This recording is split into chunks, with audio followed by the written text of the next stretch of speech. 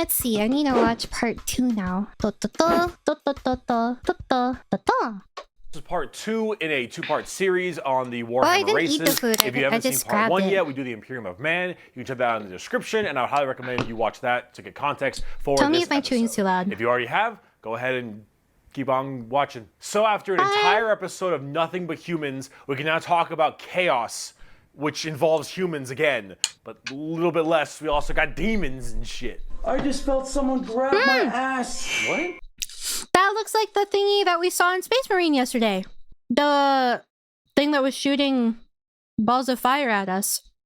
I'm falling asleep in my chair. Are you saying I'm boring? It is? Oh, it's Armiwa who turns a sub 1 hour video into 4 hours. Yep, that's me too. Anything I do pretty much as slow as possible. Because I yap a lot. If you're new here and you're liking what you're seeing, I yap a lot. Like a lot. So if you like listening to yapping, and how do I describe some of my commentary, guys? I feel like a lot of my commentary is like shower thoughts. And you're just like, Amaya, why did you think of that? How did you think of that? Yeah. Anyways, if you're having fun, make sure to follow, subscribe. Like hard, Nick. So, as I've mentioned many times before, we've discussed the warp, the immaterium, the hellish landscape, the purgatory dimension realm between the material realm of our existence. Now, in the warp, it's terrifying, horrible. There are demons everywhere. Things are crazy. All your minds, thoughts, and emotions get projected there. It is both formless and empty. It is vast and tiny. It obeys the laws of time and physics while simultaneously does absolutely nothing of the sort. It is a hodgepodge and a culmination of just unknowable, eldritch, horrifying shit. And there are 4 gods that permeate in chaos and the warp. These are the 4 major chaos gods. And if we wish to learn about chaos, we need to learn about each and every single one of these chaos gods. Okay, side note, this is unrelated. Or not that related. But actually, I think one of the best genre mishmashes is Eldritch Romance. My personal favorite combination of genres is actually horror romance. First up, we have Khorne, and he is the easiest. Khorne is like your comedies. classic Satan. He is all about anger, murder, fighting, blood, guts, death. You ever heard the term blood for the blood god, skulls for the skull throne? That's Khorne. The whole idea is that he is all about the fury and strength of battle. He doesn't care where blood comes from, so long as blood is flowing. He wants to fight and murder. Like romance with an eldritch god? Kind of, yes. In one of my favorite novels, Kneel Before Me, it's somewhat similar of a concept. And same with like this other novel where a cosmic horror and basically an eldritch god of all gods falls in love with her, or like becomes obsessed with her rather. His love is not something comparable to humanity's love on average, right? But yeah, I find that the way they love is very interesting. And I think that horror romance is a very good genre because it forces the darkest aspects of humanity on like a regular basis typically. Bloodborne got me feeling a certain way, if you know what I mean. I spent like 7 hours fighting cleric beasts 3 days ago, dude. I had a nightmare afterwards and now I have a cold sore. Murder and carnage and slaughter and death. That is Khorne. Very simple to understand. Next up, you have Tzeentch, and Tzeentch is the god of change. The bird dude. However, the god of change, it permeates in so many different other ways. He's the most eldritch of all the demon gods. He has this weird way to always be plucking at the strings of the universe. He's always conniving and scheming and doing his best to cause as much little bullshit as he can. Is Valkia the purple one? Is unknowable. Everything that makes sense, he will and won't do. Every future and setting and every type of destiny or fate is all foretold and also changeable. It is set in stone while also completely random. He knows what everything is going to happen and also that none of it's going to happen. You would ask Tzeentch a question. That question leads to 3 more questions. And those questions lead to the heat death of the universe, which asks 4 answers to those questions. And it's basically an Amaya stream. Valkia is basically a Valkyrie, but with bat wings and horns. She's a chaos character in fantasy. Oh, It's okay. I'm used to RNG. How's the lore? I'm actually doing pretty good, I think. I think I'm doing pretty good. And my head doesn't hurt, so. And then he thinks to himself, what are questions even really? And are you even asking the questions? Or are you simply giving paths The god of to hope, the god of lies? and, I mean, and other horseshit. if it doesn't come Zeech true, then is it's a god of lie. I'm gonna fuck with stuff. He is yes and he is no. He is the understanding and he is complexity. He is unknowable. And that's what the God of Change is about. Very bizarre. And he likes birds a lot. I don't know why. Next up, we got Papa Nurgle. Papa Why Nurgle, wouldn't it be crabs? he I loves thought we you all for who evolved from you are. crabs. Probably not. He will murder you just the Well, same. But into Papa crabs. Nurgle is about rot, pestilence, death, and decay. He is the end of everything. Him and Zeech do not like each other very much because where Zeech represents change and adjustment, Nurgle represents stagnation and death. He is all about miasma and pestilence and large bloat and pus and organs and Oh my God, people he's just being Perrier! sedentary, sloth. He is the idea that everything will rot and decay and die. Nothing is certain besides decay and death. All of us Okay. Grandfather Nurgle, you were the first one I thought of when I saw this. I'm like, oh, is your name based off of this? will end up the same way and broken down through just sheer never-ending decomposition. So the joke that Nurgle always loves you is generally because of that, because we all end up the same. We all rot and we all die. I thought it was and because they're wither. gamers. That's Nurgle, and he's got a general theme of course, pestilence and different kinds of diseases and sickness and things of that nature. That's generally Nurgle. He's pretty easy to understand as well, and he chunk! Finally, we have the youngest of the Chaos Gods, and that is Slaanesh, also known as the Prince of Pleasure, or the God of Unspeakable Excess. Slaanesh is generally referred to with sex, but it's not only sex, it's just that's a good avenue if you want to make stuff. Slaanesh is just the idea of the senses of sanguine. the body being cranked to not just 11, but more like 17. So we'll discuss Slaanesh a little bit more when we talk about the Sanguine is Eldar, very 'cause they done similar. fucked up. If you don't know Sanguine's an Elder Scrolls Daedric prince, and his whole thing is basically excess pleasure, and it's essentially hedonism to the max. So Nesh is Sanguine and Molag Bal, the worst combination actually. But it, or whatever, is mainly about just the excess of emotions. And therefore, sex is generally a large part of it. However, it's mostly pain and torture. Lots of pain, torture, but sometimes sexually related or drug related. Lots of drugs. Lots of drugs. Slaanesh gets off on everything. Extremes in happiness, extremes in sadness, extremes in pain and sadism and masochism. And of course, that goes along with the sex part of it as well. It's generally referred to with sex because of the color scheme, very purple, lots of exposed genitalia. A lot of their models have like exposed nipples and stuff.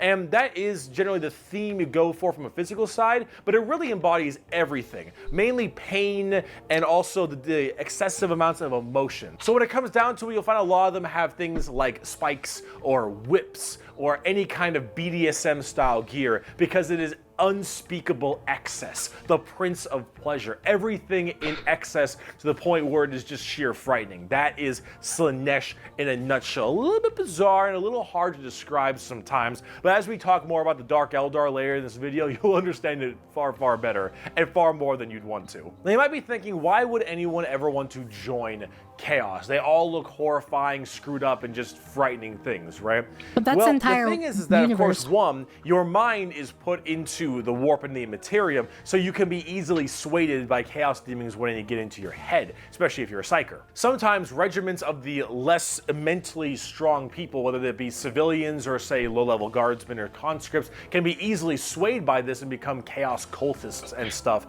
and they serve their dark gods and whatever god they personally prefer. However, and this might seem strange, chaos in their own right isn't necessarily evil.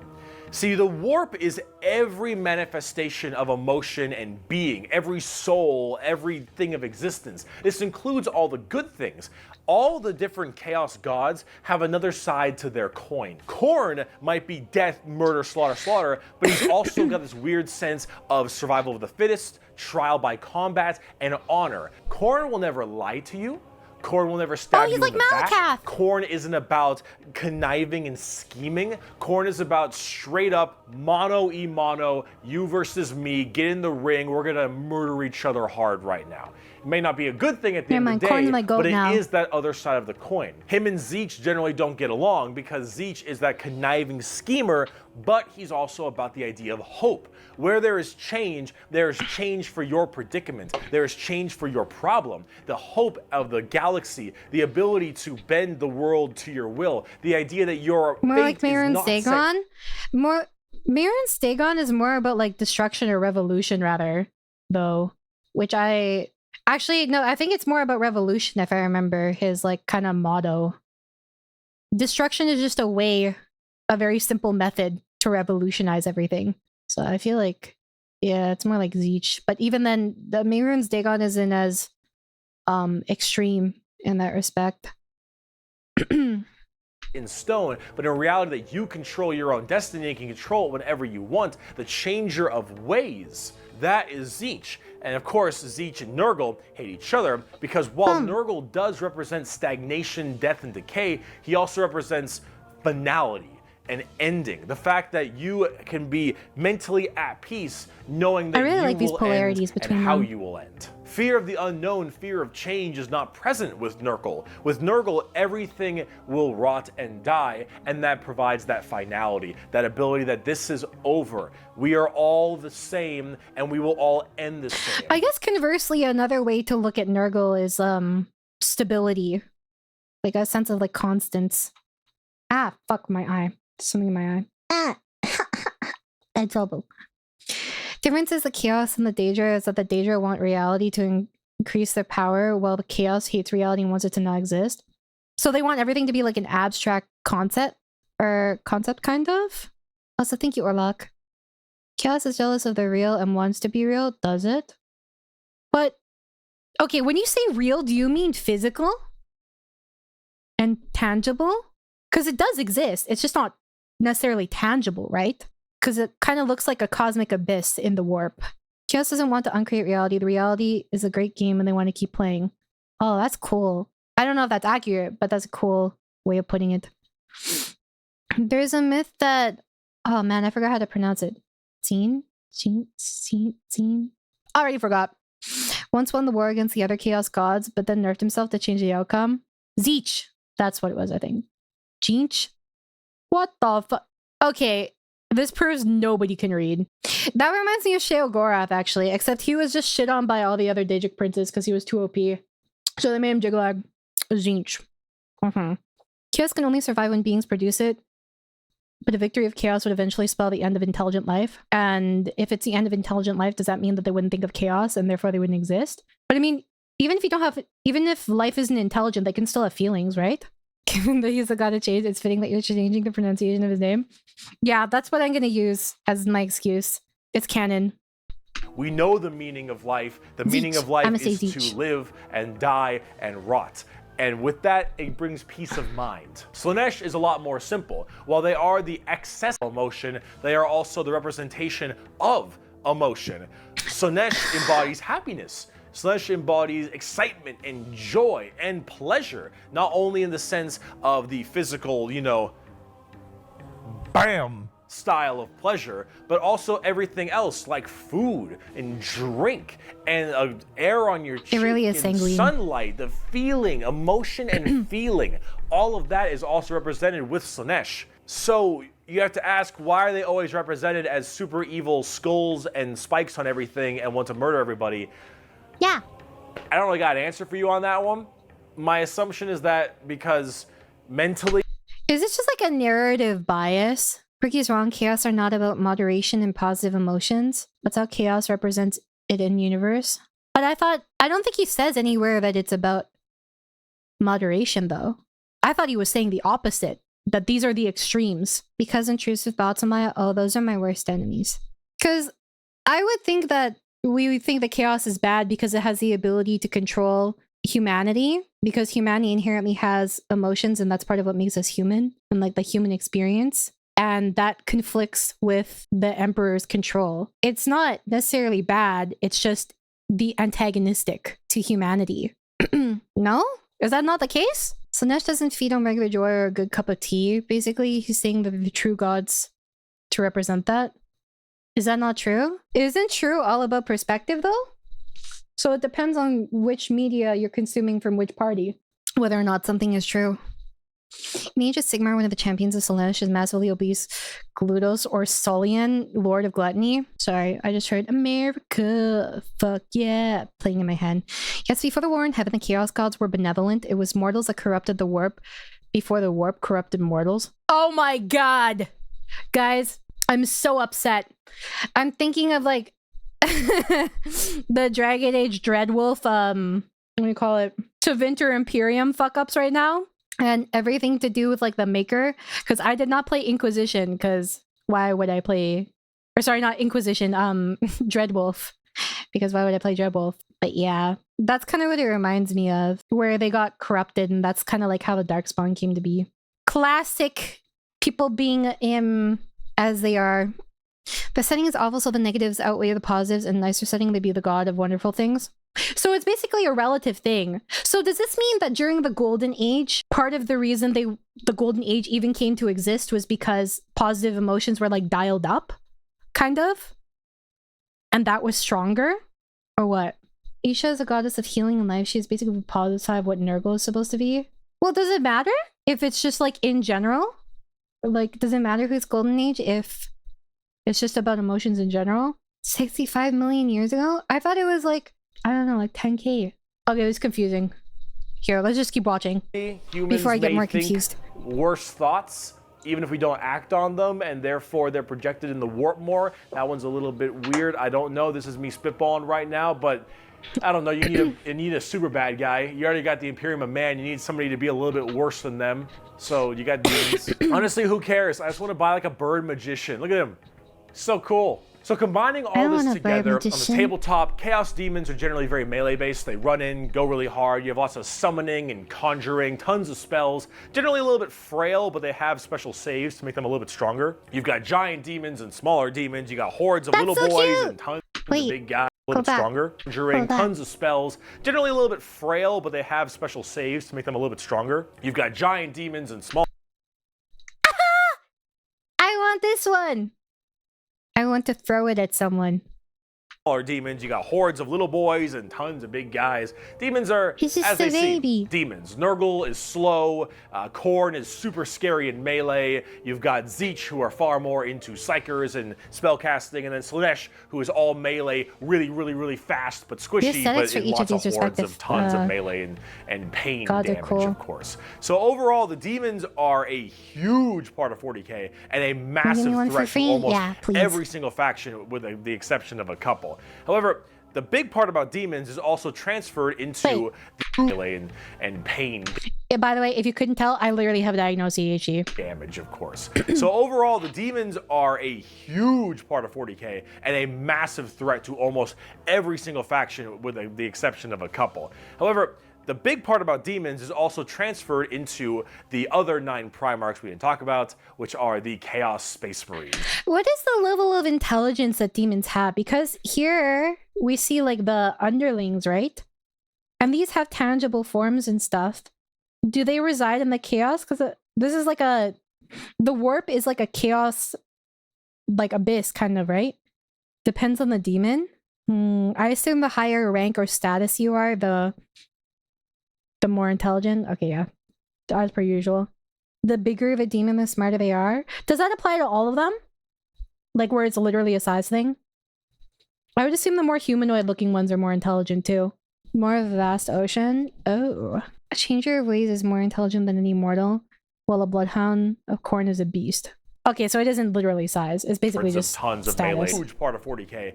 However, the big part about demons is also transferred into the other 9 Primarchs we didn't talk about, which are the Chaos Space Marines. So Horus and all of his boys, all of them in the Primarchs, they have all also become Chaos Boys, and they all have their own special Chaos Legions, specializing in so many different things, just like the Adeptus Astartes, the Angels of Death, the regular Space Marines. Chaos Space Marines aren't a whole lot different than the regular Space Marines. They have the same armor, generally the same training and toughness. They just specialize in different kinds of things. And also a lot of the Primarchs have a... Hold on a second. Oh, I was like, is that a corpse taped to his chest? I'm like, that's some Mad Max type shit. So, I'm confused. So during the Horus of Heresy, 9 different Primarchs went along with Horus against the Emperor, right? And they were influenced by chaos. Are these the same dudes or no? They are the same ones? Oh, 8 Horus, including them, and 9. Okay. And there were 20 or 21. I'm kind of confused as to why 2 and 11 are redacted from history and then all these guys aren't. Like, what could they have done that was so much worse than these ones? You know, like, I know you guys said that is purposefully vague too, but I can't think of anything worse in this setting than going against the Emperor and siding with chaos. Yeah, I want to know the real world reason. Did the writer working on the lore leave? 2 and 11 happened before the heresy. Oh, okay. That makes sense. Due to time dilation and the warp, they are the same Marines that betrayed the Imperium 10,000 years ago. 29k. Fan build factions? Oh, okay. For my self-insert, guys, that's where my OC goes. In toughness, they just specialize in different kinds of things. And also a lot of the Primarchs have ascended into greater... Actually, wait, there are no female Space Marines, question mark? Or are there? I don't actually know. One legion you can erase while the Emperor and the Malkador were alive to do it. 9 after those 2 were dead. A lot harder. They can't handle the bioengineering? Oh. No female Space Marines because no female Primarchs. This is so sad. Is it greater demons? They're demon Primarchs at this point. Gigantic, Where's my horrifying representation, guys? man-demon hybrids that are pretty awesome, if I'm going to be honest. They look really, really cool. But them and their associated legions that they are a part That's true. of Space are Hounds all are kind of cool. going out there and causing... Sorry, I didn't listen to anything you They're said. demon Primarchs at this point. Gigantic, and different regular Space Marines. They have the same armor, generally the same training and toughness. They just specialize in different kinds of things. And also a lot of the Primarchs have ascended into greater Is it greater demons? They're demon Primarchs at this point. Gigantic, horrifying man-demon hybrids that are pretty awesome, if I'm going to be honest. They look really, really cool.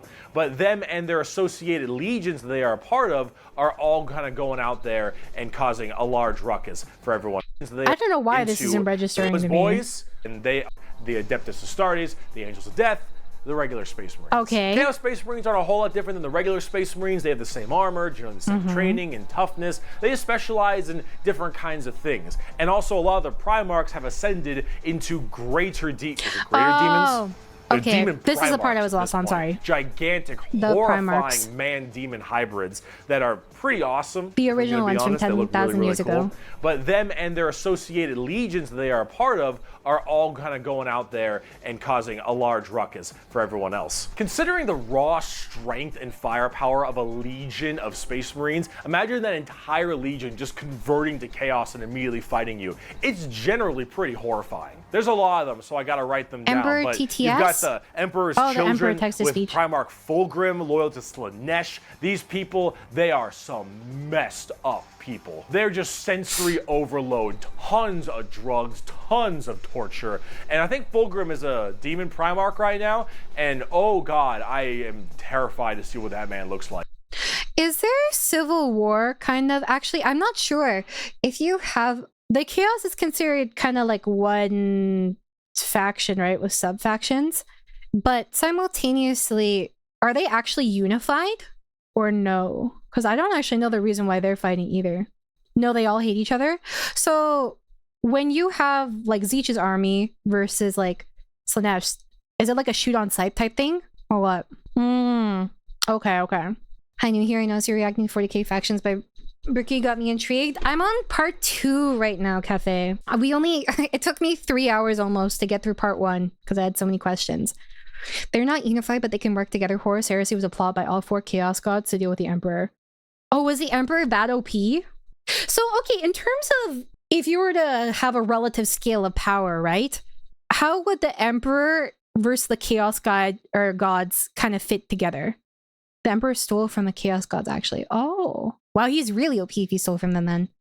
Well, not just the Emperor, but their goal was a 40k setting. So they wanted to have this type of fighting constantly, basically. The Chaos Gods call the Emperor anathema. A lot of the Chaos Warlords are pragmatic and don't care about anything but power, so they'll use anybody. Well, that checks out. Endless war and suffering, they need problems. Well, I mean, that makes sense because that's when you get the most of everything. People tend to evolve the most during war and advance the most because desperate times is desperate, you know, calls for desperate measures.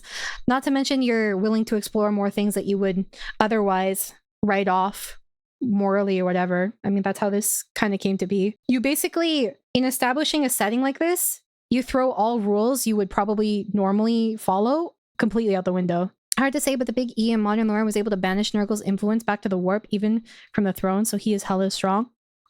So even as a vegetable, he could do that? Emperor's power level is whatever is convenient for the lore at the time. Is this true, chat? Short wars, it's a key. The Imperium has been at war so long they lose more and more irreplaceable technology and resources over the years. But I imagine that if the Imperium was ever going to like truly lose, then the Chaos would step in, right? And they'd give them some sort of like bone so that they can keep going. Arguably, as a vegetable, he's stronger because he's been fed psychers for thousands of years, right? Is that how it works? Chaos hates reality first and each other second. They all want to subsume reality into themselves alone, but they work together against reality. What kind of? Sorry, I'm eating an orange. Sometimes. Okay, thank you, Ork Waaagh. I still don't get it. It's theorized he is stronger in the warp, weaker in the physical.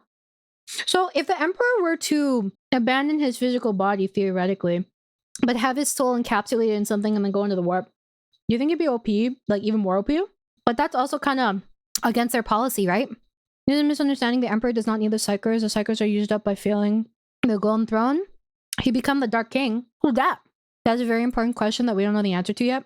Man, I'm so smart. Some Sisters of Battle act a lot like Daemons of the Emperor, which is interesting. I mean, everything is just two sides of the same coin, right? They're just like super zealous for a different cause. Okay. I will go next then, since it's too confusing.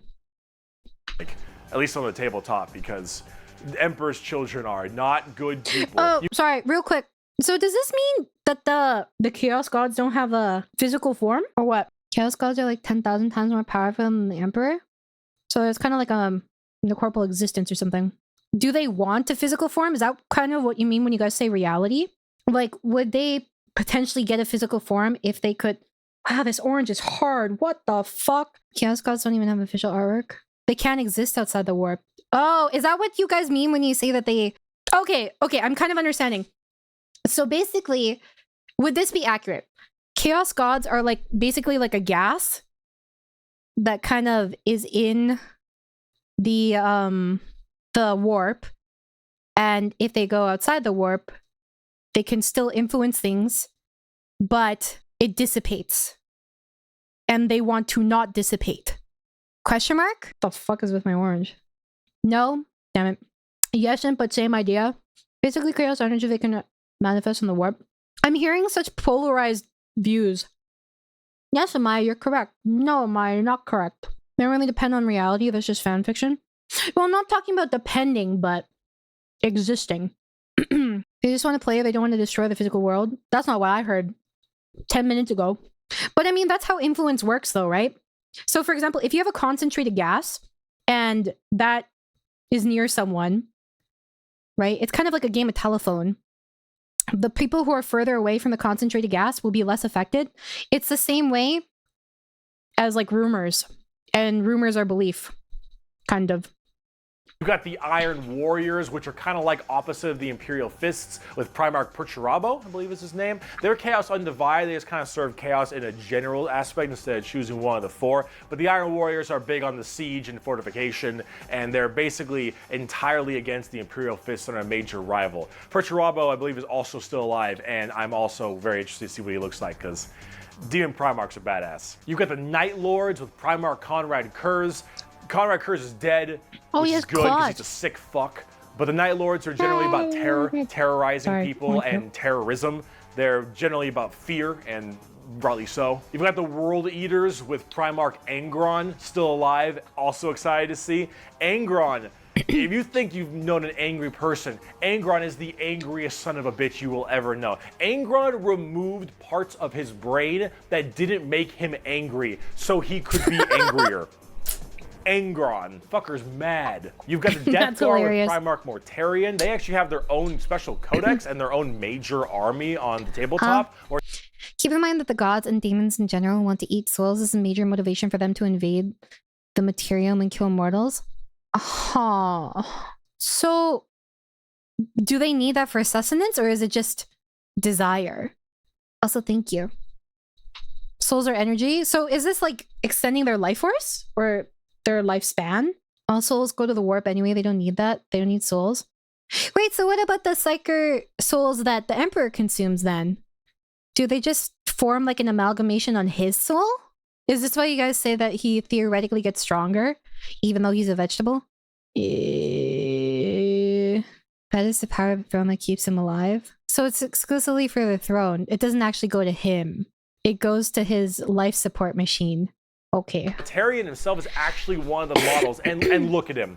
Look at him. It's the detail on so that paint job cool is insane. looking. Of course, Nurgle based, obviously. So very slow, but very tanky. You've got the Word Bearers with Primarch Lorgar.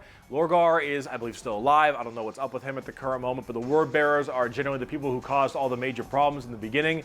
At least I blame them for it. They're little assholes. You got the Black Legion with Primarch Horus. Get fucked, nerd. You've got the Alpha Legion with Primarch Alfarius Omegon. Primarch Horus is dead, right? He was killed when he turned the Emperor into a vegetable during the Horus Heresy. Okay. Chaos, I think. Super and then dead, finally, you've very got the dead. Thousand Sons with Primarch Magnus the Nerd. The Thousand Sons also have their own Soul book, Kill? just like the Death Guard. You guys say very dead. Does this mean that resurrection is something that is possible under the correct circumstances? How would resurrection be viewed in this world? He's not just dead, he was blasted out of existence. So if you were high enough status or something, right? Would it be socially acceptable for you to be resurrected in some capacity? Because I imagine if they could resurrect the Emperor, they would do so. But the issue is he needs to constantly remain alive, because even if the Northern Star goes down, or North Star goes down for like 1 second, I imagine that's like donezo, right? Celestine is an Imperial Saint. She has been resurrected multiple times. Oh, that's the one that Inquisitor is gay for, right? If you're powerful enough, you might get to come back from the warp. Well, define powerful enough. Do you mean like mental fortitude? Or what? If you're a normal human, probably not. If you're a Primarch, oh my god, miracle. Magic power? Like a Psyker? Not really. You get resurrected but reincarnate, but some perpetually do stay alive forever. When you guys say magic power, do you mean specifically like Psyker powers, like a connection to the warp? Does that mean Celestine actually has like a similarly powerful connection to the warp as the Emperor? But the Emperor is in a position where he can't die, whereas Celestine is in a position where she can. Oh, okay. So Celestine's position, she's at the, what is it? The Laziarchy, the church, right? How does she function in this world? Because we haven't heard about her. I don't know if we hear about her here, because human done. This is why people think living saints are the demons of the Emperor. Celestine is more confusing. She may actually be a warp entity, just one that is made from the belief in the Emperor. I see why there's a lot of like unreliable narration here, especially because if it walks like a duck, it talks like a duck, and baby, it's a fucking duck. I get it. The Elder were also capable of reviving themselves from the warp. I say because the Elder have serious problems now. Huh. And you said that to Celestine, she would chop your head off. That she's a demon? Some people are called a perpetual. Their soul is so powerful that the warp can't eat it, so the soul will heal the body and return it to return it. I think that's how perpetuals work. Do you get rebirthed from scratch? Do people recognize these souls? Similarly to how people feel uncomfortable with people with like the blank gene? Because I feel like people like that would have a presence that you could just like feel. You just reappear as a perpetual? Where you just fucking respawn somewhere? The Big E is also an Eternal. Are Eternals different from Perpetuals, or are they the same thing? A lot of it is inconsistent, so it becomes hard for people to give a clear explanation, so we end up getting tons of different answers depending on what thing they read. That checks out. The same? Okay. Not people, but they recognize each other. Oh, okay. A Wolverine situation for Perpetuals? I don't know what that means. I watched Logan. That helps. Really, he just had like little clones of himself. The 1,000 Suns are literally just 1,000 guys who keep respawning, so the ones you kill in Space Marine 2, you may kill multiple times throughout the campaign. I don't know how I'd feel about that. 1,000 Sun is such a generic kind of term, right? But then you're also super special simultaneously. Emperor was a perpetual, as was Malkador. Almost every other perpetual hated the Emperor, though, except for Celestine. How do you destroy a soul? Most perpetuals hide it like vampires. They don't want to be found. What does this remind me of? Reminds me of something. I don't remember what. Warhammer metaphysics are tough because chaos is in 3 settings and written by dozens of authors. Oh, so is this, when you say like 3 settings, you mean like the fantasy versus the futuristic one versus, I think there's one other, I don't remember. Wasn't the fantasy one first, but then this one became more popular, and so it kind of became like a golden child of the Warhammer franchise? Question mark. Also, thank you again, Orlock. Perpetuals can die if they get killed hard enough by someone more powerful. Fantasy, Age of Sigmar, and 40k. Age of Sigmar. You eat the soul, or you destroy its essence, or use it in a ritual to consume it as energy. If you consume it as energy, is that like a permanent stat buff? How come the Emperor didn't do that? Reboot fantasy. Oh, guys, are you excited? I actually bought some of the Total War games. So does it say symbolism counts for a lot in 40k, and sorcery is basically when you use ceremony and borrowed power of a god to do magic? Boy, did he, who's to say? Guys, maybe he's just cosplaying a vegetable. Give him a couple more 1,000 years, and he'll be human again. To cast a spell generally, or break the veil between reality and the warp. One of the origins for the Emperor is basically a bunch of early human psychers combined their souls together and they created him. Is that like a fan theory? Question mark? You would have to kill the soul in the warp. It could be eaten by demons, for example, but it would still be in the past, and the time isn't a thing in the warp. So the guy that died today can move from the past to tomorrow. Are you a mobile man? What the fuck? Holy, I'm surprised I made it through those sentences. No hate, but like, wowzers.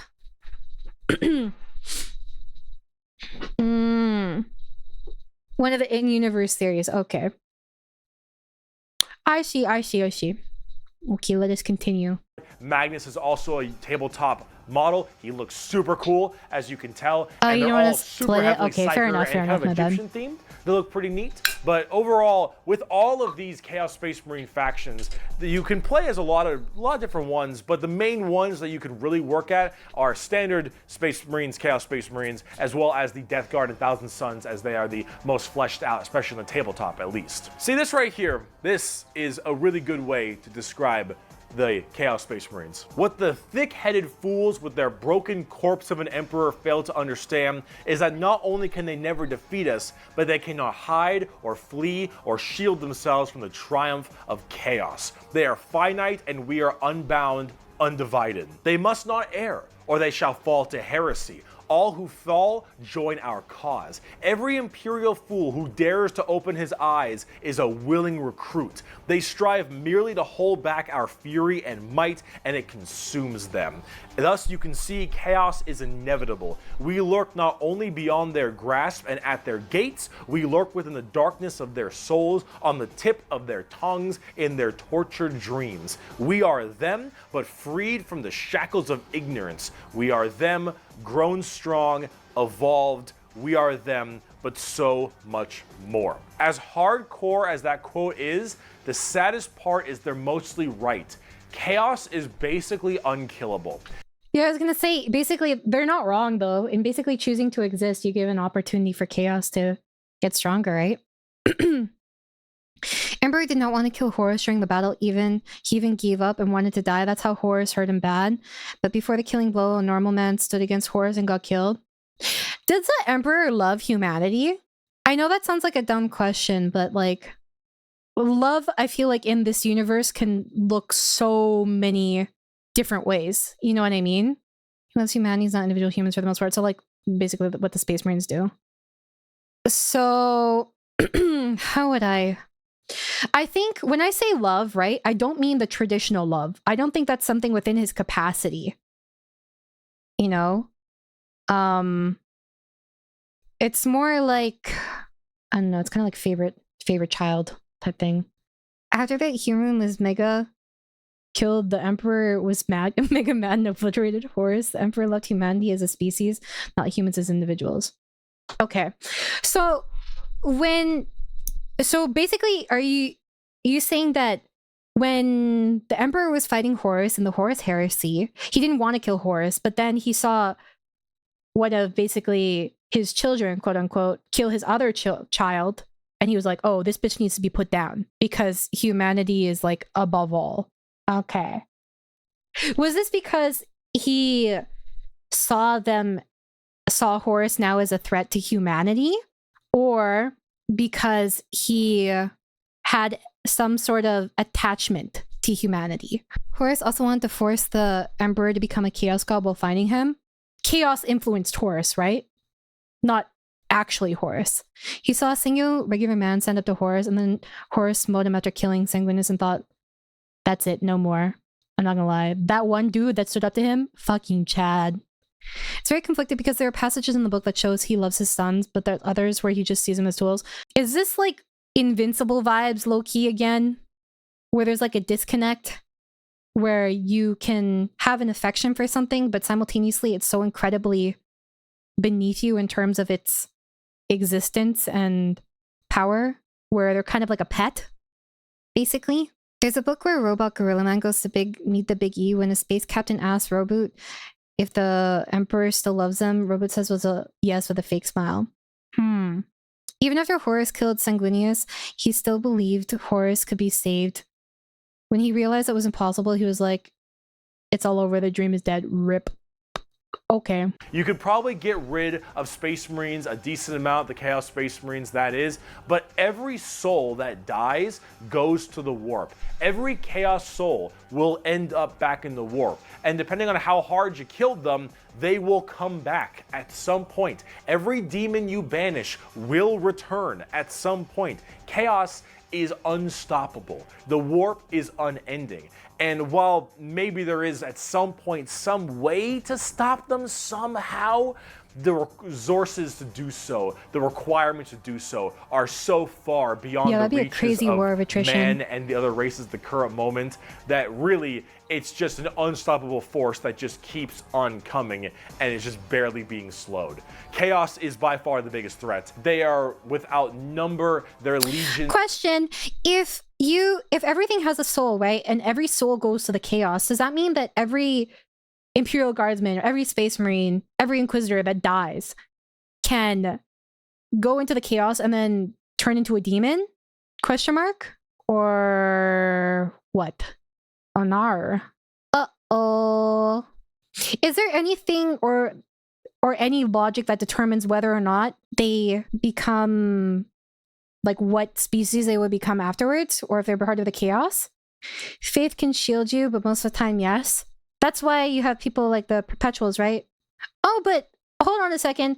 If the Perpetuals are so strong that they just come back over and over again, are they just that strong in terms of like psychic power, or is it also a faith thing? Because they don't believe in, a lot of them don't like the Emperor, you guys said, right? Just Celestine.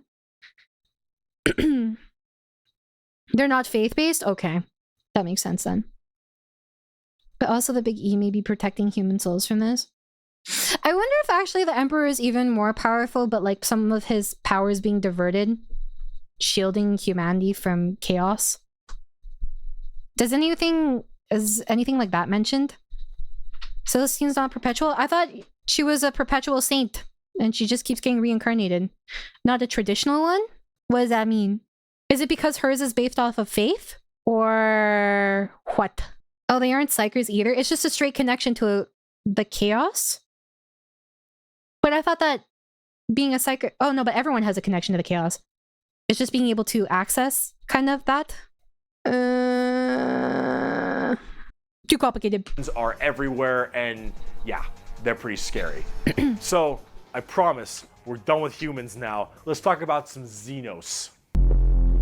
The Eldar. Oh, you guys brought this one up a lot. So let's talk about the Eldar, or also known as the Aeldari, which are a super hyper specialized and very technologically advanced race of, well, elf people. They were as well responsible for the creation of...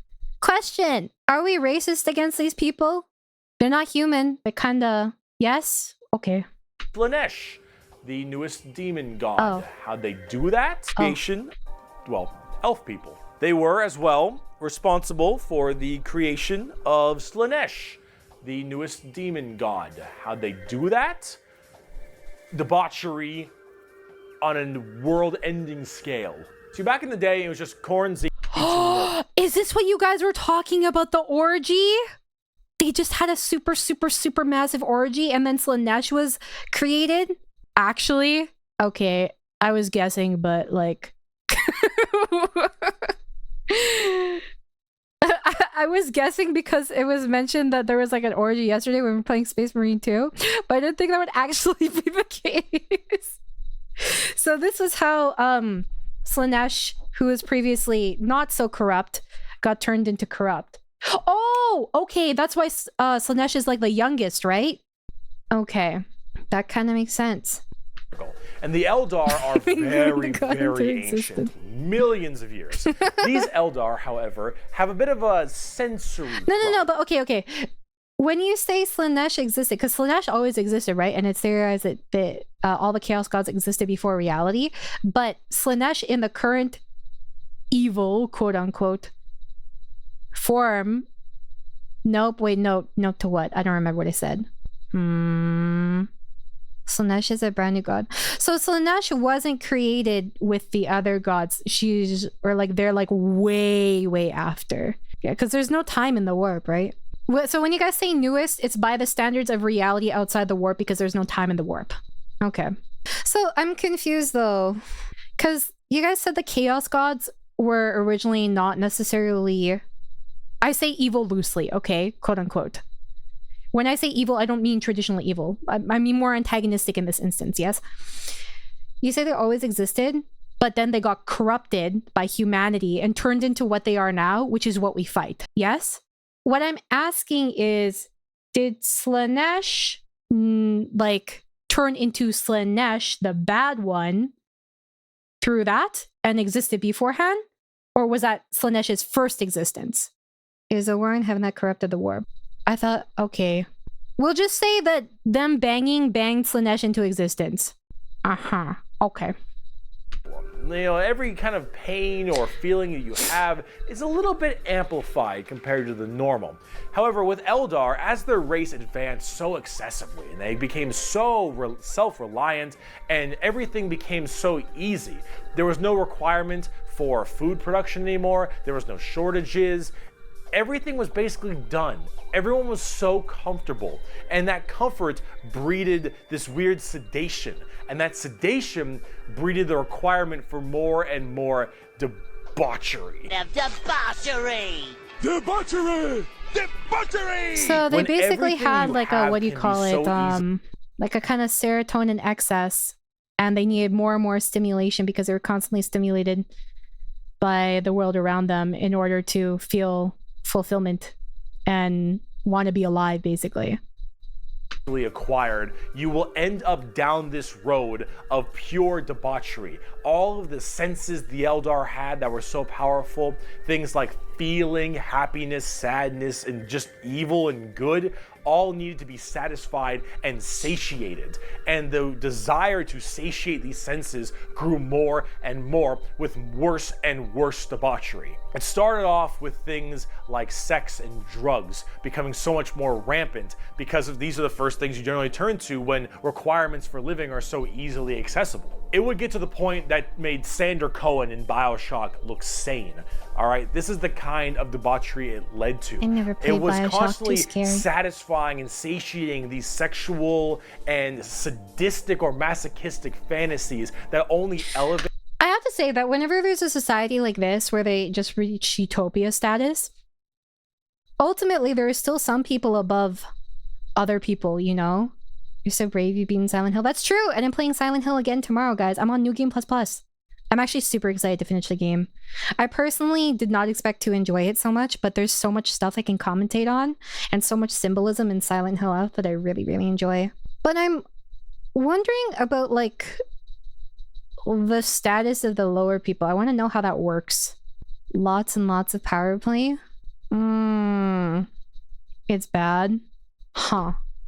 And elevated, and this was I imagine they're treated as like species-wide. sub-elven. People started going down Ew. darker, more depraved, and more violent paths as time went on. However, some people didn't entirely take to that. Some This of is the where you guys are Eldar talking were about looking them at being this split. depraved species that they had become and said, no thanks for me, dog, I'm good. And they bailed. These are the craft world Eldar. So these They are the left good on Xenos. these giant continent-sized starships called craft worlds. They believed in learning the old ways of the Eldar and pushing away from this depravity and debauchery and going back to their main roots. Goodness, And so they would segment compared to themselves the on other these ones. giant craft worlds far in the outer reaches of space. They even had this thing called the Webway. Remember what we mentioned about warp travel with the Imperium? Well, the Eldar had something way safer called a Webway. And the Eldar Webway is actually like a pocket dimension.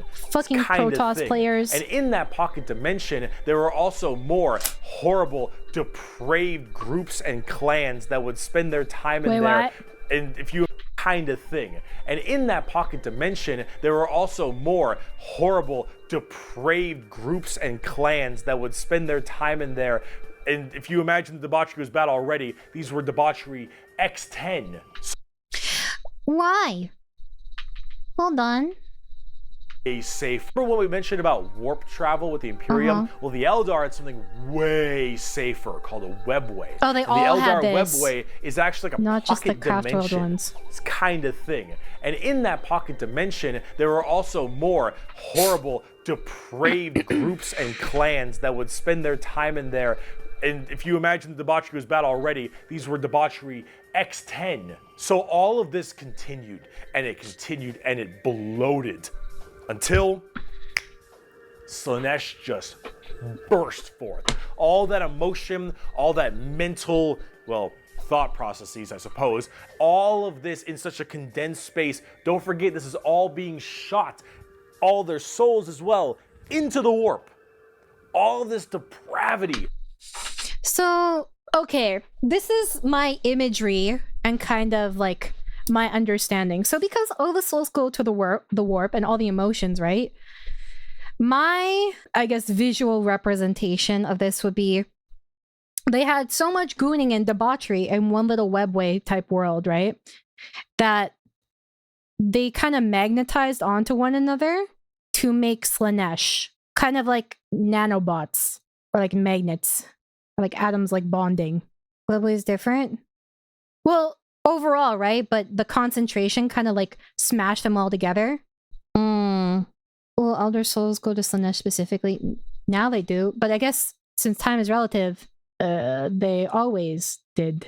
No, but their emotions feed the warp, right? So, yeah, but okay, there's no way that they weren't torturing people and killing them during sex. So, those would go to the warp, no? Yeah, like they definitely were. No, they used to go to their god of death, but Slaanesh ate their gods. So, when you say Slaanesh ate their gods, do you mean like kind of overwrote their gods? Because that was, I guess, their primary emotions were Slaanesh kind of embodied? No, physically ate them? Oh shit. Oh my god. I'm doing okay, Callum. How about you? Thank you. Oh. Their dead also used to not stay dead. They used to pluck their souls out of the warp and stuff and put them into a new body. Oh. Okay. So, wow, they must have been... I know he said they were really, really technologically advanced, but the fact that they could navigate the warp and have like the webways is like leagues above the Imperium, right? Right into the warp. So what happened? Boom! Slaanesh was birthed and killed off 90% of the entire Webway wasn't their Eldar invention? population. Untold. Wait, what? So what happened? Boom! Oh my god, genocide. Slaanesh was birthed and killed off 90% of the entire Eldar population. Untold trillions had their souls ripped from their bodies and their actual fleshy bodies devoured by Slaanesh demons. The entirety of the Eldar race Why? was eaten alive and their souls consumed To be consumed by to the her? Prince of Pleasure. All of them got fucked up. So when it says consumed. That means that they became a part of her and are kind of like, because they're yummy. Oh, what a great reason. Okay, so it's not like evaporated like Horus. It's just becoming part of Slaanesh. Wow, that's insane. Like the scale, not to mention like, okay, the scale that Slaanesh would need that many when hungry, but also the scale that they had trillions and trillions of people, and they had like that much of a utopia, I guess. It was so bad that it literally ripped a warp hole into the fabric of the Materium called the Eye of Terror. That's literally this like quasi horrifying gateway portal from the Materium and the Immaterium right next to Cadia. And it is horrifying. So this Slaanesh, also known as She Who Thirsts by the Eldar, slaughtered the entire population except for a couple. Those in the craft worlds were actually not affected by this as they were so far in the reaches of the galaxy. That crazy crack, that birth of Slaanesh, only affected the ones in the center. So these craft world Eldar were able to escape, but Slaanesh got their sights on them. Every time an Eldar will die, their soul doesn't just pass into the warp naturally. It goes straight to Slaanesh, craft world or not. What about those people in the web? So does that mean that the Eldar can't be like reincarnated anymore because the soul just goes to Slaanesh? Or they get turned into one of her demons? So they either become a part of Slaanesh or they get turned into one of her demons? Question mark. So can the Eldar reproduce? And if they reproduce, does that mean that they just get a soul yanked from the chaos? I feel like they can. It's an uphill battle. And Eldar wear spirit stones that capture the soul before Slaanesh gets it. That's their only defense. Oh! Okay. So they're basically, their souls are a finite resource at this point. Okay. Well, imagine that giant birth happening, but they were only able to just barely get a grasp onto you. Slaanesh was just barely able to hold on. These people are the Dark Eldar, or also known as just barely get a giant birth happening, but they were only able to just barely get a grasp onto you. Slaanesh was just barely able to hold on. These people are the Dark Eldar, or also known as the Drukari. The Eldar population right now is so massively small. It is minuscule compared to any of the other most of the other populations in the universe. The Eldar are consistently having issues trying to get their population up because as their souls are constantly being hungered by from Slaanesh, they realize their entire species is doomed. And they understand it very well. Since the time of the fall, our race has been haunted by what we, in our reckless pursuit of hedonistic indulgence, gave birth to. Though our dreams once overturned worlds and quenched suns, we are now but fitful shadows clinging to the edge of existence. All the stars in the sky cannot blot out the hateful glare of the red moon's eye. The birthing place of the great enemy pulses with all the malice of a demon that is dreaming, casting its shadow over all we have ever done and all we ever shall. Every twisted strand of fate and casting of the runes leads me to this time, to this place, and it is clear that the final battle awaits me at the ancient Crone worlds, a conflict the likes of which has not been seen since the Monkai warred amongst themselves and their corpse of a seer fell to his traitorous son, is coming, and all my steps lead towards it, no matter that I walk other paths. I see the stars stained red with the blood of the Monkai, and though their wars do not concern me, I would gladly let them destroy one another. Thank you. I know that to avoid this fight is to condemn my race to inevitable doom, and though all I see is darkness, I know that I will not flinch from my destiny. And now let's talk about cute plastic models. It's so cool how every single race just faces the inevitability of death head on. I mean, what else can you do, right? But it's still cool. The trouble with the other reproduction is that they can't enjoy too much or they'll attract Slaanesh, which naturally slows down breeding. They have to ritualize it so it's not too much fun. Have you heard of a turkey baster? Monkey is a slur. Okay, knife ears. Demons are created from emotion / energy from the warp, not mortal souls. It's better to think chaos gods as strongest category of warp entities. The biggest and most powerful ones, they have claims over various types of emotions. Elder guards were also warp entities. By eating them, you can think Slaanesh took over claim on all Eldars. So how are immortal souls created then? Like, yeah, you give birth, right? But like, what is the process behind that? Bro, I'm straight up not having a good time. The first playable race we have for the Eldar are the Craft World Eldar, and living in those Craft World starships I mentioned earlier. And each of them have their own kind of Craft World, almost like a Space Marine Legion. Each craft... Don't know, it just happens. That is the worst thing you can say to me. I'll be like, but why? But why? But how? You have a reason for this, why don't you have a reason for that? Shouldn't you be consistent about your reasons? If this exists, how come you don't have a, like, an explanation for this when it's so important? I don't know. What is soaking? The re-explain video goes into more details about the reproduction. I'm not gonna lie, re-explained at this rate will definitely probably have to be in another stream. Not sure they've ever covered in the lore. It seems like a really important thing. World is in itself its own special kind of group. And the Eldar themselves are very fast and rely a lot on trickery. They are squishy, a bit weak, but they're very in tune as psychers. Tons of psychers across the entire Eldar population, and their weaponry and abilities are fast and extremely hard hitting, but of course rather fragile. Understanding an Eldar's brain is an exercise. I like this one. I like glass cannon. This one's me. I like this one. Someone please teach Amaya how a baby's made? Chat, do you know how a baby's made?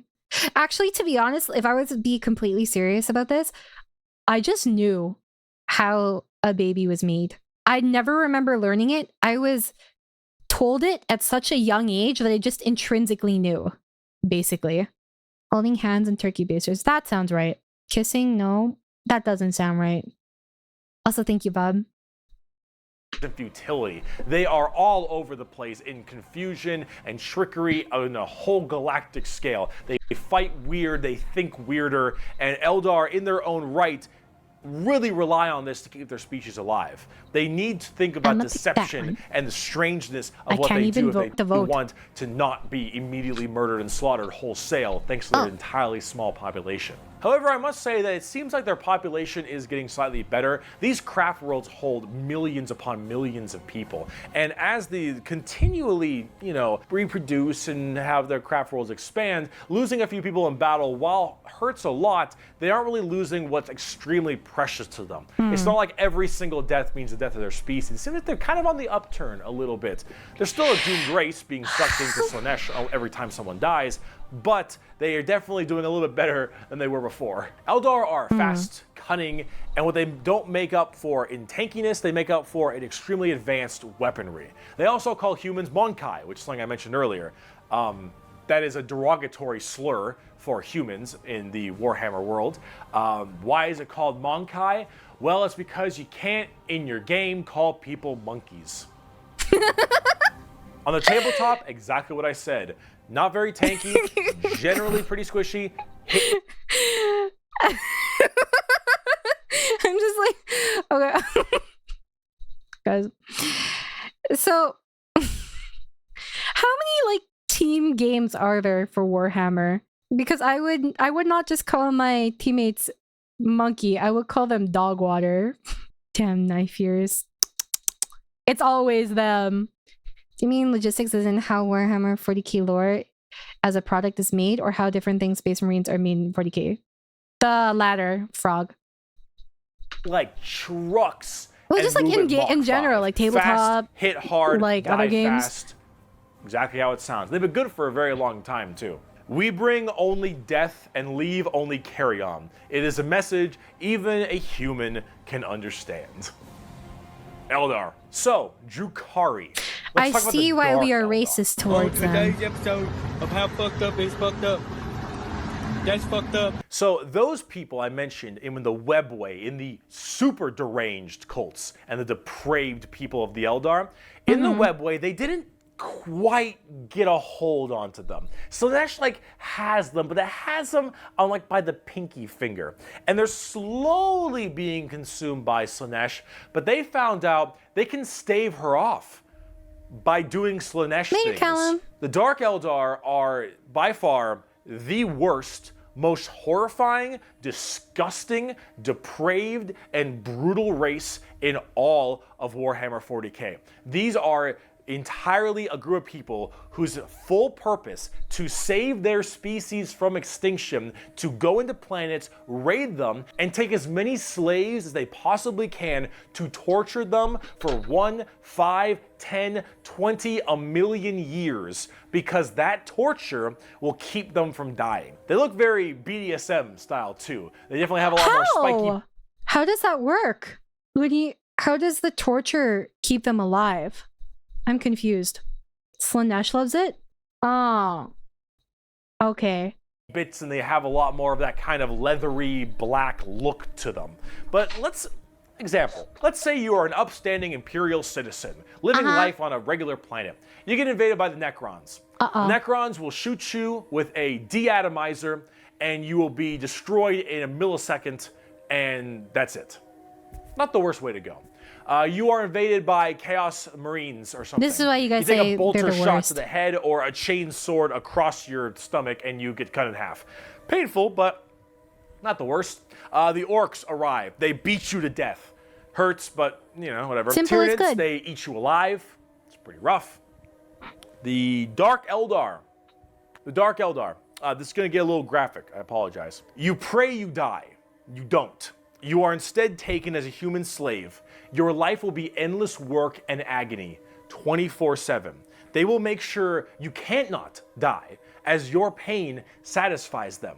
They will hook you up to all manner of torture devices. They will inject pain-based stimuli drugs directly into your nervous system. They will slowly run razor blades across your skin. They will fillet you and just pull out your teeth and your fingernails one by one. They will remove your appendages and your skin and wait for it to grow back so they can do it again. They will murder and torture and use the R word, it rhymes with grape, your entire family in front of you, and do the exact same thing to them. You yourself will also be rhymes with grape anywhere and everywhere possible. And this will occur for 20 years until you are no longer satisfying to them. And then you will be contorted, crushed, and twisted into some form of trophy, a fleshy trophy, or Wait, for how long? everywhere possible. And this will occur for 20 years until you are no longer satisfying to them. And then you will be contorted, crushed, and twisted into some form of trophy, a fleshy trophy, or a ring, or a couch, or a TV stand, or perhaps a wonderful hat, while you are, of course, still alive and breathing.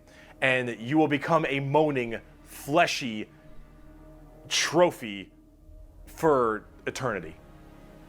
And that is what happens when you are taken by the Dark Eldar. They are the most depraved, most horrifying The race arms behind the guard people? for a moaning flesh. The ones attached to him, right? Like all these. I will say, at least Bondrewd had a reason. Okay, to be fair, they have a reason too. And it's their survival. But still, technically there's a reason, I guess. Is there no other way? Is this like the most efficient way for them to do this? Oh, so they take pleasure in it. Oh, but I guess that's the whole thing. They have to take pleasure in it in order for this to be as effective, right? For eternity. And that is what happens when you are taken by the Dark Eldar. They are the most depraved, most horrifying race in all of 40k. They look the part, and they do it They could have just so they not been all massive don't die. dickheads. They are Could've, literally should've. forced to do this, because if they don't, Slanesh's grip will get harder, and they will have their souls pulled away. So long as they keep doing this, Slanesh is like, "You're doing good, man. You're doing solid. You keep that shit up, you elf-eared bastards." That's the Dark Eldar. That's the Drukari. They are horrible. On the tabletop, they're you know why we actually kill kind of the like Xenos? Eldar, but Yeah, I more thought we were just extreme. racist. Turns They out are we're even racist squishier and they're than the shitty. Eldar, but they hit generally even harder. Fast attacks, skirmishers, really quick, speedy, get around them, do a lot of damage, get away kind of stuff. That's most of the Dark Eldar. Look up the definition of grim dark in a dictionary. You'll find a picture of the Dark Eldar and Sev from Republic Commando. A quote from Mr. Vecht. We are the lords of despair, masters of terror. Dread and agony are our meat and wine, and they are plentiful indeed. Dark Eldar. Let's talk about the harlequins. Clowns. What's the matter, Andy? Don't you want to have some fun? The harlequins are a What does that bizarre mean? race of Eldar. Figure. They're demonic clown performers. They're like a weird mix of Sander Cohen from BioShock and Jin from League of Legends, but in a more That's my clown boy! theme. They're artists of death and perfecters of their craft. They do not belong to Craft Worlds or any of the weird Drukari people. They guard something called the Black Library, which is this giant tome of never-ending knowledge deep in the heart of the Eldar webway, and also guarded by their god named Kegorok, I believe is how you pronounce his name. He is the laughing god, but it's the Eldar's laughing god? And these are the Harlequins, the Harlequin clowns. These are Eldar clowns, okay? So imagine the things that an Eldar, these depraved individuals, would find funny. And this is the god of that. It's a horror clown. These are gods of horror for us normal people. For them, they're like, oh, it's so funny. They're all dying horribly. Honk, honk. They're very bizarre and difficult to describe. They've escaped the ruinous powers of Slaanesh somehow, but their main thing is guarding that Black Library. And the Harlequins just... they're demon clown performers. They're barely any models on the tabletop. They're good in melee. Those models look really cool, though. They're demon clowns. I'm not sure. I got a quote. It is too easy for an Eldar to embrace the obscene virtues of chaos, for Slaanesh is nothing more than a manifestation of the Eldar mind in its most wild and unconstrained form. Human morality is meaningless to the Eldar, and to the dark side of the Eldar mind, all life is to be expended. Imagine Gorath, but if he was a theater kid, more of a theater kid than he is now. So basically, okay, what I'm getting is these, the Harlequin are like, oh, you guys are lowbrow humor. We're the sophisticated humor, kind of. Elder spies working in service of their trickster god to possibly play a long game against Slaanesh. Oh, but their god isn't... I'm kind of confused as to how gods... the gods exist outside of the chaos, because they're not chaos gods, right? Sigorak is the last surviving elder god, and he's fighting 5D chess against Slaanesh and whatever through dance moves. All gods are chaos entities. Then why are... so the other ones, like Crone and Zeech and Slaanesh and Nurgle, are the main four? Mathengod was the only Eldar god to survive free and intact. Huh. Not all are chaos. Oh. But, so all gods exist in chaos, but not all gods are chaos gods. Question mark? All elephants are gray, but not all gray things are elephants. Chaos gods are capital G gods. Sigorak is a lowercase god. Okay. But all gods exist in the warp. All gods exist in the warp, but not all gods are chaos. What does chaos mean in this context? Does chaos mean super powerful, or... well... I will understand nothing. Just those specific four gods? Okay. At a whim. Cruelty and generosity are but the impulse of a moment. Beauty and sensuality are virtues that can be expressed in bloodshed just as easily as in song. To an unfettered Eldar mind, there is neither sanity nor madness, but merely a wave of perfect existence fulfilled by its own savage momentum. They're very strange. The Harlequins, Drukari, Eldar, they are an anomaly that make humans seem completely easy to understand in comparison. They range from rekindling their civilization to horrifying murder and also clowns. They're all over the place, but honestly, they represent quite well and are rather interesting, especially with the whole Slaanesh murdering everyone bit. So, yeah, Eldar. Now, bugs. Ma, they following me, Ma. They following me. The bugs. The bug! The Tyranids. Now, you want to talk something a lot more fun, a little more simple than all this crazy Eldar shenanigans? Let's talk the Tyranids. They're bugs. Do they look like Zerg? Hell yeah, they look like Zerg. You want to know why they look like Zerg? Ghost Because Assassin they were playing in my actually head. supposed to be Oh! Look who it is! It's Kerrigan! what Zerg were. Apparently StarCraft was supposed to be a 40k game in the beginning, hence why they look so much like Eldar, Zerg, and the Imperium of Man. Like, kind of Space Marine-y, those Marines, huh? They look a little bit Space Marine-y to me. Maybe. I don't know. You really fucked up on that one, Games Workshop, didn't ya? Tyranids are a giant infestation of unfathomable proportions. Chaos wants to fuck These reality are warp equal to giant, play. extremely bio-advanced hive mind organisms that are basically all about absorbing as much biomass as they possibly can to evolve and mutate to be extremely potent and powerful and kill and eat anything in their path. They are probably the least evil faction in all of 40k because all they want to do is eat shit. They want to nom nom the entire galaxy. They hangry and we food. Also, this Tyranid hive mind has a presence in the warp. In fact, Tyranids in their own right have a massive presence in the warp. They have a thing called the shadow in the warp specifically, where when they are coming in to invade a planet, they have this weird ability to kind of cut off the warp on all the psychers on that planet.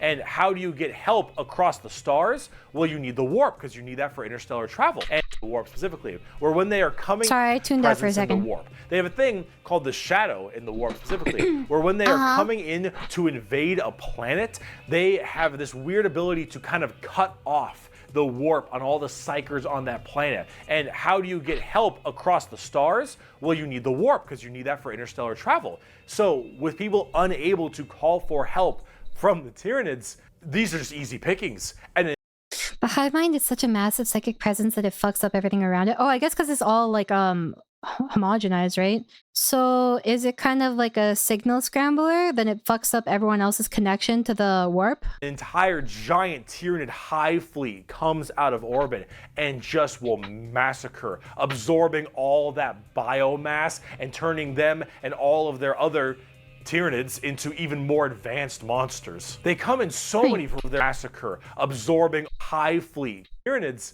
these are just easy pickings. And an entire giant Tyranid hive fleet comes out of orbit and just will massacre, absorbing all that biomass and turning them and all of their other Tyranids into even more advanced monsters. They come in so many varieties too, all based on what is important. Tiny little ripper swarms for scouting and having little dudes eat people up, to the Hormigons, Termagants, and Gene Stealers, all the way to the Hive Guard and the Exocrines and the Gene Swarm Stealers? War.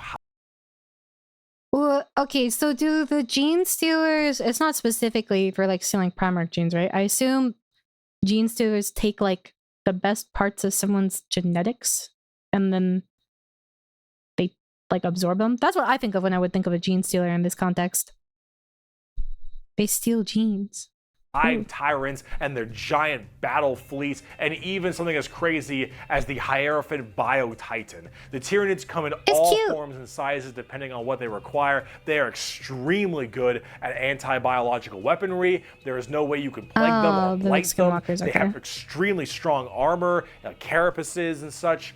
Tyranids are nigh perfect organisms and are pretty spooky when it comes down to how they handle all of their genetic material. Keep feeding them, they'll keep evolving. They keep on creating new horrifying organisms to spread across the galaxy. And you want to know what the most terrifying part of the Tyranids is?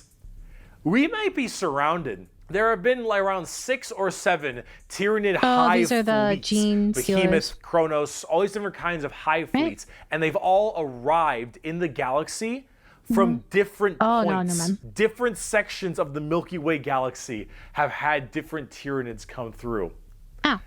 And that is horrifying.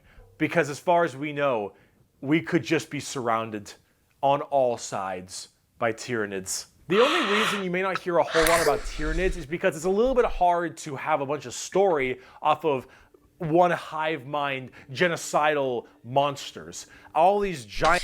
So is it like nigh impossible to corrupt the Tyranids with chaos because just like their overall will, because their hive mind is so strong underneath our galaxy? What does that mean? Gene Stealers are both a Tyranid unit and the head of a faction in their own right. They're like infiltrator unit that spawns a rebellion on infiltrated worlds. Interesting. Okay. Malanthrope is a thing that eats the genes quickly and immediately applies them into the gene pool, but Gene Stealers are the kind of like a vanguard. Oh, so they do have something like that. Interesting. They don't have a soul. They're not really sentient. Doesn't everything have a soul though? So does this mean like if you have like an individual like Tyranid mongrel, it doesn't have a soul, or does it have a lower value soul? It is near impossible. I know one hive ship that was corrupted by an iron warband, but entire hive fleet can't be corrupted. Not everything has a soul? Oh. So would a gene stealer have a soul? Do any Tyranids have a soul? They share one big one, and that's their collective consciousness, kind of. So, for example, if Tyranids, since they're hive mind, right, and they're all just one being, for example, a gene stealer would just have more dexterity. They would be like the fingers in a hand, and they would, like, if there are a million hands on the Tyranid existence, a gene stealer would have maybe access to a whole hand, whereas every other one would be like one nerve in a hand, kind of, in terms of function and like in terms of independent thought. Soul implies emotions. Tyranid is not operating on emotions. They operate on basic or pure instinct. Oh, okay. So emotions are the distinctive element of that. Well, I was talking about, like, because for infiltrators, for someone to infiltrate something, you need to have some semblance of like unique thought, I guess. Also, thank you, Mangoes. All the gods would be like Daedric princes, but the 4 chaos gods are like the 4 corners of the House of Troubles. I forgot. Sorry, Derpy. There are intelligent Tyranids though, but I don't think they have emotions. I see.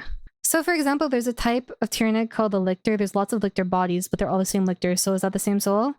I don't know. Also, hi Jade! And bugs swarming in, killing and eating everybody and evolving. Oh, I mean, as cool as there are, there's some cool characters, the Swarm Lord, Old One Eye. You can't really have a whole bunch of major character-based stories around them. Okay, question actually. If you had one singular baby Tyranid, right? And you put that bitch in a box, like a completely sterile box, would it still be able to evolve? It doesn't have any like biomass or anything to consume. So probably not, right? Is every single Tyranid capable of evolving? Like some sort of matching game? Depends on which one it is. I was talking about like a Tyranid fresh out of the womb, like a basic ass one. Is there a way to sever the connection from the hive mind with a Tyranid, or would it just like sit there like a doll if that happened? It doesn't evolve on its own. A new one spawned would be changed. The evolution is done on knee-by-knee basis. The hive tyrant you guys killed yesterday, after it died, it screamed and makes all the nids lose the connection to the hive mind. Oh, I do remember that. So do the others start acting like a bug? Okay. So they're basically kind of like nodes that strengthen the connection on like a circuit board or something, right?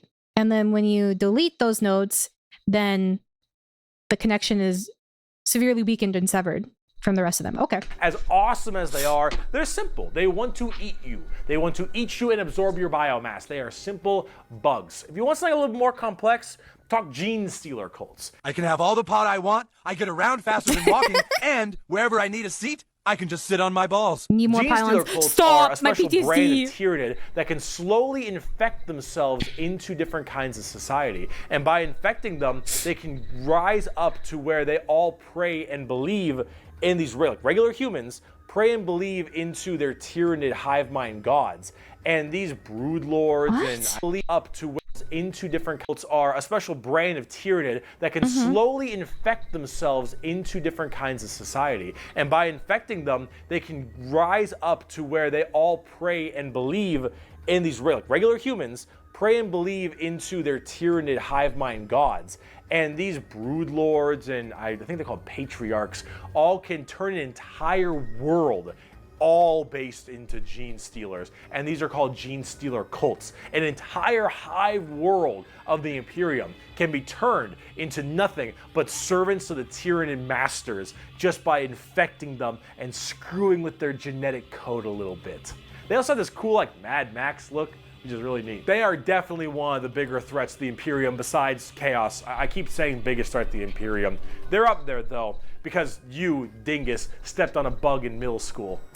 asshole. There is a cancer eating at the Imperium. With each decade, it advances deeper, leaving drained, dead worlds in its wake. This horror, this abomination, has thought and purpose that functions on an unimaginable galactic scale, and all we can do is to try to stop the swarms of bioengineered monsters it unleashes upon us by instinct. We have given the horror a name to salvage our fears. We call it the Tyranid race. But if it is aware of us, it must know us as nothing but prey. So for the gene stealers, when he says like pray to the gods, that it's everything kind of operates under the belief is power, right? So belief in this context is kind of, would it be like psychic energy that fuels the hive mind? Kind of, and people don't realize they're doing it, and it makes them stronger? Question mark? It makes them believe the hive mind is a god. Gene stealers have a tongue, sort of. They can lick people with it and infect them and give gene suggestion that changes them into 3-armed hybrid bugmen over time. Oh, you guys weren't kidding about the forehead kiss. It's a psychic beacon that calls the hive mind here to feast. Oh my god, they're porting in. More of a psychological trick to get them to lay the groundwork for invasion of the hive mind. More so, the gene stealers see us pray to the Emperor and adjust it to have us pray to the hive mind, simply as a side effect of transforming them into bugmen. I'm kind of confused as to how subtle this process is. Gene stealer cult prayers basically resonate into the warp and sound like a dinner bell for a hive fleet. So it's basic. This kind of just like, I don't know, changing their subconscious with a lick or something. Is this just like basically subliminal messaging towards humans that they encounter? Can they only do this with humans, or can they do this with like other races too? Like, can they do this with Xenos, or is Xenos too smart for that? They start a cult that rises to weaken a planet before the Hive Fleet arrives. They believe the fleet is a god that will come save them as a side effect to justify the uprising. Oh, so it automatically puts them on their side.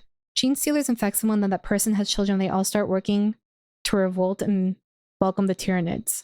Damn, it's a genetic cult! Theoretically, they can use against anyone, but humans are the most abundant and effective. Okay. They can't do it with orcs, because orcs will notice a gene stealer acting unorky. Because they also have... Do they also have like a powerful hive mind? They can do this with other species, but humans are particularly susceptible, being prone to messianic thinking and having a rough society that can incentivize uprising. Tau? I saw someone say they really hate Tau before. Okay. Tyranids. I still don't 100% cool. understand, but... But are they as cool as the orcs? Every screen's gone red! That means I'm super fast! Orcs, orcs, orcs, orcs, orcs, orcs, orcs, orcs, orcs, orcs, orcs, orcs. I fucking love orcs. So, yes, the green monsters, the green tide, the green skins. You never 100% understand they are in this universe. fact a race in 40k. The orcs That's are true. as exactly what you expect them. Now. They have archaic weapons, they're big boys, they have axes, and they have got big old teeth, and they want to kill everything, and there are so many of them. The only reason they haven't taken over the entire galaxy is they can't stop murdering each other.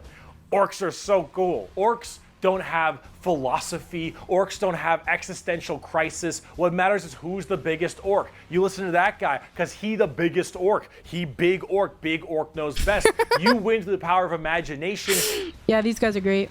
Of all the races I have battled throughout the galaxy, the orc is the hardest to comprehend. They wage war with machines that should not work, care little for strategic gains, and are just as likely to slaughter each other as the enemy.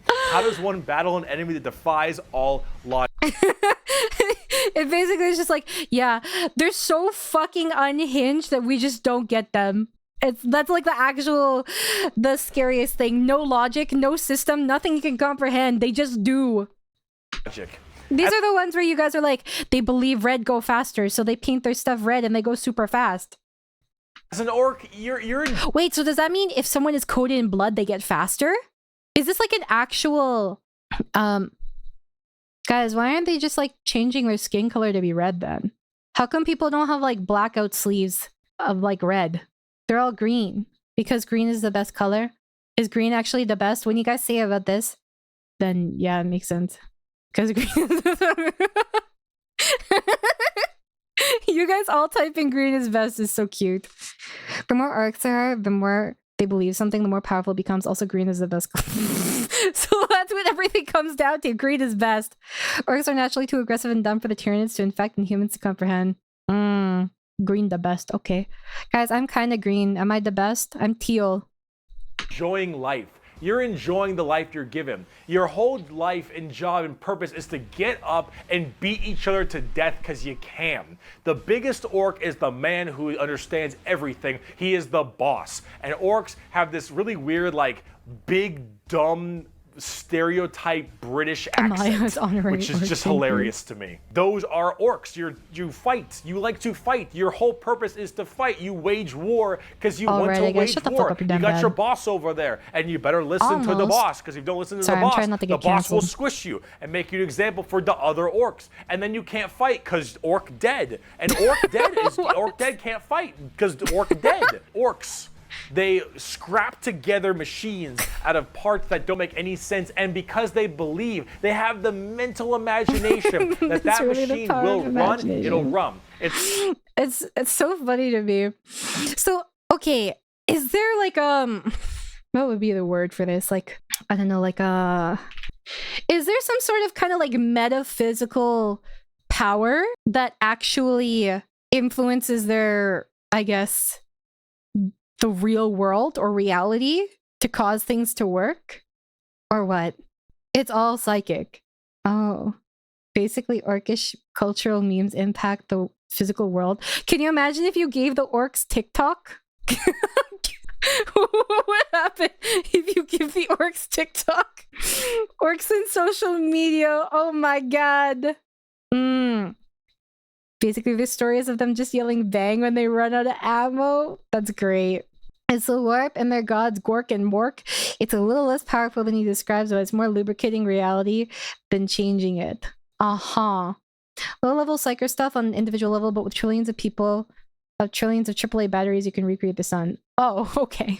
If that machine's out of gas, you're driving that machine with your fellow orcs, and the biggest orc is behind the wheel, and you run out of gas, some orc behind you is like, oh, Zog, we're out of gas. And the big orc is like, no, we're not. I filled the fucking gas tank up earlier. And all the other orcs are like, oh yeah, you did do that. And then you turn the fucking mech back on, this is the one and it for works me. again. This is Does it, it guys. have gas? You can just Probably gaslight not, the shit out of but it everybody. works. The power of imagination. They paint things red because it makes them think they goes faster. They paint things purple because it's the sneakiest color. You want to know why? You ever seen a purple orc? Didn't fucking think so. Orcs Shit, are you're right. also like ancient as hell. They're I'm back kind of confused though. Does this affect other things though? For example, if orcs thought that like yellow made you go slower, right? And they threw yellow paint at enemies, would that actually make the enemies go slower? Orc get bigger, stronger, more intelligent the harder you fight them. They were from the war in heaven, and the Necrons, you'll see them very soon, were ferocious enemies. The orcs that were brilliant and massive and called crocs. Quarks? It affects none. Purple is a meme and non-canon, but it's okay because it's funny. If enough of them did, it would start to have an effect on you. So this is how rumors get out of hand. Orcs were chasing blood angels, but because the blood angels are red, they ended up going faster. Oh. Interesting. Okay, thank you, Count Sakula. I like your name. Yellow is the splodiest color. Blue is lucky. Black is tough. It's theorized that the Emperor is immortal because every human keeps saying they're sent by him when fighting the orcs for thousands of years. What? Oh! That guy actually... Someone mentioned this theory earlier, like at the beginning of stream, that the Emperor might just be alive because of the orcs. Blue is lucky and ultramarines are blue, so basically GM has an in-lore explanation for plot armor. Oh! White is scary? There's a guy named Yarek who got more and more badass because the orcs thought he was unstoppable because he kept killing him. Also, it can affect everyone so long as it's in the correct amounts. the Aeldari time frame. Like Back then they were you can called throw a bullet, orcs, you and can they do were both. much It's called larger and paintball. scarier and far more intelligent.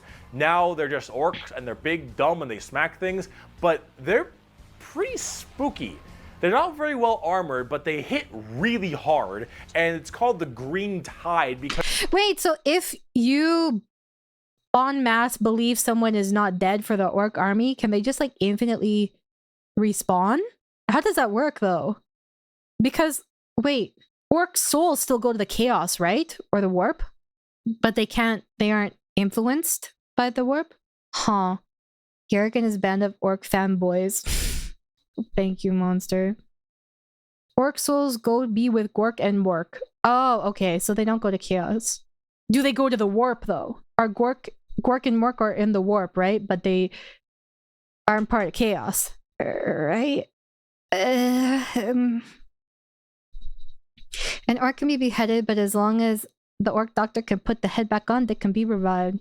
The doctor. You have to spell doctor with a K if it's in the same sentence as orc. In Warhammer Fantasy, entire cities have been saved from orc annihilation because someone was smart enough to say, "You're the best, but that guy over there in another continent think he the best." This is so fucking funny. The worst thing is having Nid fighting orcs, because orcs will get hyped up and multiply, and Nids will eat them and multiply. Oh, I see. Orc psychers are called weird boys, but aren't they all technically psychers? Do you mean like psychers as in like more powerful psychers? Orcs are bioengineered weapons by a race of ancient species, so they kind of are weird, but they exist from when the warp was calm. Okay.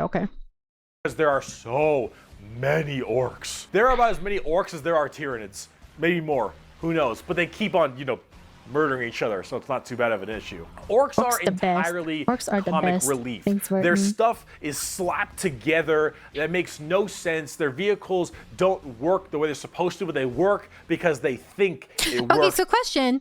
If you have I assume that orcs have levels of intelligence, right? So, if you...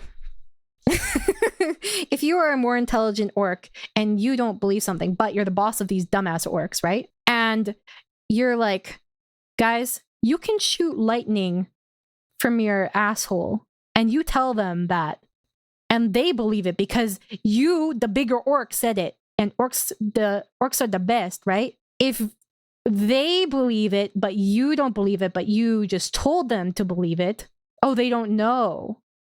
Oh, so is this kind of like a Dwemer short circuit situation if they realize that more intelligent orcs typically suffer from depression? Shut up. Okay, wait. So is this like a non-zero sum or like a zero sum type thing, right? Yeah. Okay. So they just stop. It stops working.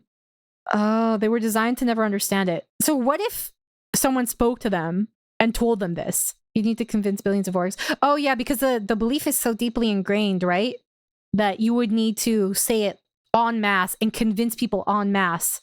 Orcs don't read because the first orc that learned to read invented philosophy and then killed himself. Is that canon? It would need to be really big and green. Otherwise, why would they believe you? That's true. That's important. I see. There was an orc that went back in time to kill his past self so he can have two of his favorite clothes. What? These are such like hyper-specific situations. That's so fucking funny. Because they imagine that it works. Orcs care only about who is the biggest orc, and they will follow the biggest orc. And then if they want to be the biggest orc, they'll challenge the biggest orc. And then when they go and they issue a waaagh is just war in orc. They murder everybody and everything in this giant tide of green orcs who are just excited to be hitting something. They don't care that they're hitting Eldar or the Imperium or Tau or anyone in between. They're just so they get to beat shit up. That's orcs. And on a tabletop, they are a total coin flip, and they're really fun. I have never met a salty orc player. I have never met someone who plays orcs and is ever just a bad guy or that guy. Yeah, orc players have this kind of fun to them because when you play them, you are completely submitting yourself to RNG. So here's the thing. Guardsmen, Imperial Guardsmen, when they shoot, they roll a dice, and on a 4-up, they'll hit their target. They have a 50% chance. Space Marines, pretty good. They hit on a 3 or higher because they're well trained. Adeptus Custodians, they hit on There's at least one canon occasion where there were orcs working on fixing a depressurized part of a ship, and the others joined them and asked how they were breathing in a vacuum. The unhelmeted orcs that suffocated. The best part is, please tell me there is an animation of this where it's voice acted and you could just see that happen, because it's like just like the most innocent question and it fucking kills them all. So does this also, like, if from that context, it can affect like tiny areas, right? If that makes sense. Oh my god, it is Looney Tunes, Nemo. So the radius of belief can vary depending on who is part of the scenario, right? So if it's something that like you only just think of, something that just occurs to you, the people in the immediate vicinity will be affected, but not necessarily everyone else around it, right?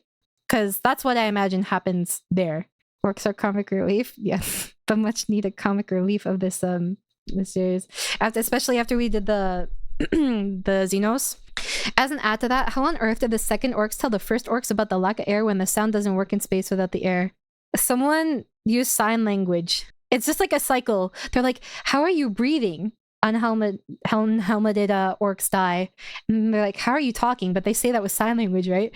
To the other orcs. And then they immediately can't speak. They're just built different, I guess. You have to guess like everyone around you stop believing or change their belief or question their belief, basically. Interesting. Because they're just super well trained.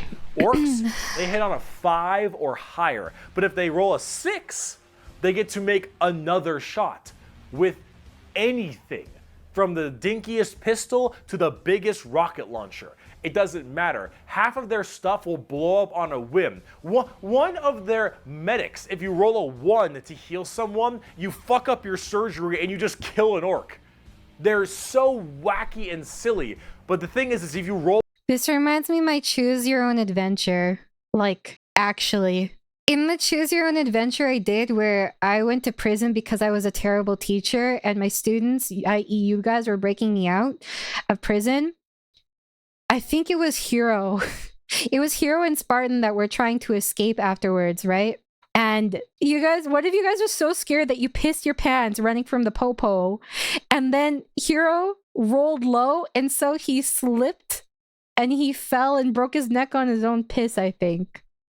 Well, you roll high and you keep rolling high, you are going to crush people. And if you don't, you lose. How can you that's what nerf you get when you play RNG? orcs. No. That's what happens when you play RNG. orc. It's a coin flip, which is why you can't be a salty bitch when You you did play have a orcs, couple lucky because rolls in there, go. things won't go your way. It's just the roll of the dice. You're playing a dice game. But if you're gonna have fun and you want to be stupid and you want to be silly, you're gonna play some damn orcs. But on the opposite side of the fun part of this, let's talk about the Necrons. The world is playing chess and the orcs are playing Connect 4 and still win the chess match. That's so funny to me. Thank you, Mangoes. If WoW is dumb, then why is it made of WoW? The Necrons are spooky, scary skeletons and very grimdark again. They have a much more fleshed out lore than before. Back in the day, they were just so undead many of you guys Egyptian took the space Terminators, please. and they still look that way, but now they actually have a story.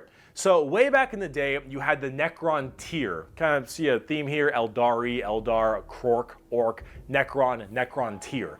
So the Necron tier were this race of generally rigged ass quiz. kind of shitty okay, people. Karen Beta. Not because they were personally shitty, because their lives were awful. They were ill-fated to a horrible existence of like radiation and a terrible planet they lived on, and everything just really sucked. Being a Necron tier was just really depressing. They really were looking for immortality. They were extremely reliant on the hope that they would eventually find the key to living forever and just stave off this horrible nature that they were thrust upon them, and therefore they could become the most dominant race in the galaxy.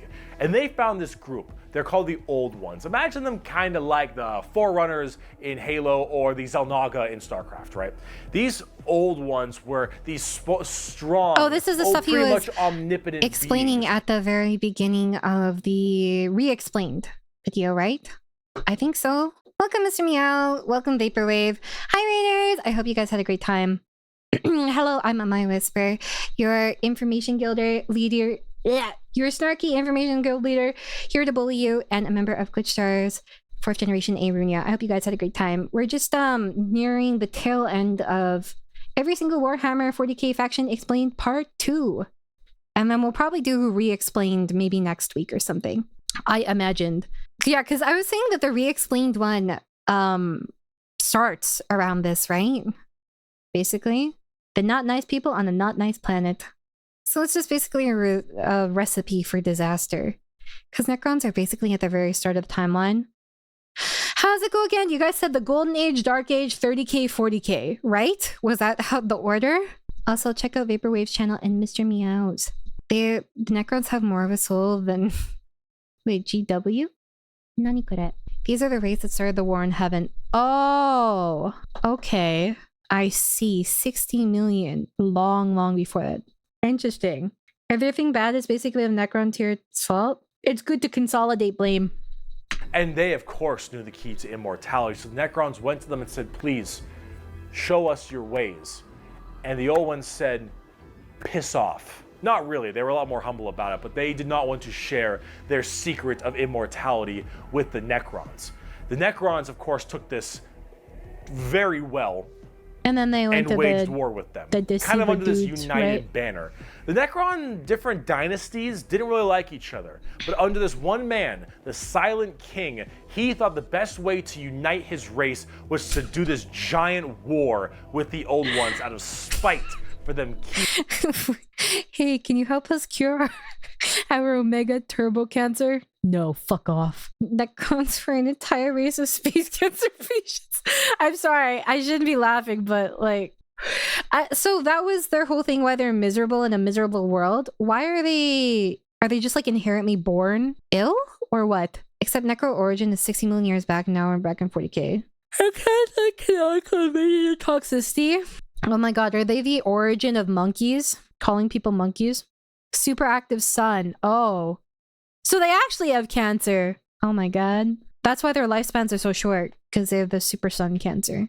Keeping the secret of immortality to them. This was known as the War in Heaven, and this is actually like a multi-stage war, because during this war and this was the war that corrupted the Chaos Star Gods. Gods, a whole new race of people known as the Catan, or the Catan. These Star Gods were also very much like old ones, almost omnipotent beings. And these they were the ones too that lied to the had Necrons. The key to immortality. And so the Necrons went to them and said, hey, can you help us fight off the old ones? Can you help us kill these old ones, you, the Catan? And the Catan said yes. And in fact, we can help provide you with the immortality you so desperately seek. So the Silent King of the Necrons decided to make a pact with the Catan to allow them to accept this generous gift of immortality. The Star Gods are weird. They're not warp entities, they're physical gods. The Star Gods, are they like their own population, or are they like a council group of gods and they're collectively known as the Star Gods? Oh, they created the Chaos Gods. But I thought the Chaos Gods were twisted forms of other gods aside from Slaanesh. Slaanesh was born via Goon, en masse Goon. How could a deceiver lie to them like that? That's what I'm saying. How did this possibly happen? They're entities that literally live in the stars. It's a race of star eaters. There's 5 of them. That must be really awkward if they break up. But you don't really have a lot of options. Like, you just... What do you do? All Chaos Gods were born similarly to Slaanesh. I'm trying to think. Oh yeah, I guess those things would probably be more before the other ones. There's 5 of them left. There used to be a lot more that eat each other. Do they get stronger as they eat each other? If they're gods, are they just like a god race, not actually gods of individual things? Or what? They're immortal, they don't reproduce that way? The Chaos Gods have their positive aspects, but the war in heaven sort of corrupted them. Because what is felt in real space is felt even stronger in the warp. But I thought that they were all spawned into existence through that. Catan 8 stars and control delete the entire star system, so it's easier to just call them gods. So they're basically just like god levels of power, but they're not necessarily concept gods. With control over concepts and like an intrinsic link to them. There's a Catan called the Outsider that might be the strongest thing in the physical galaxy.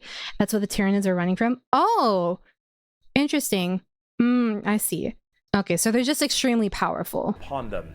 But this, of course, had been a horrendous trap, and the Necrons were dragged in chains to this biotransference where their flesh was stripped from them, replaced with nothing but a metal hollow shell, as their souls were ripped from their body and fed to the Catan. And the Catan fattened up. They got chonk on the souls of the Necrons. As this was their plan all along, they consumed the flesh and souls of the Necron tier and turned them all into...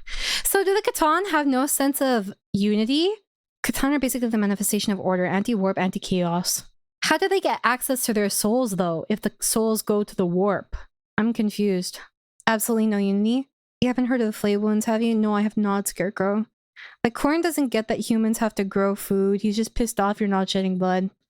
My bad, dude. They caught them and ate them? How do you catch them, though? I mean, I guess the Xenos have the soul capturing things to avoid Slanesh.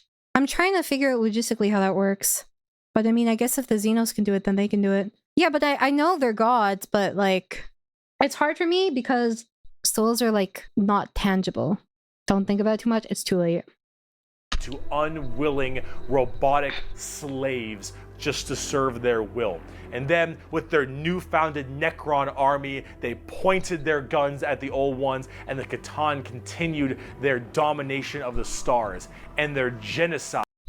Catan are from a time when the warp was a common thing. Really? And the Necron are really weird.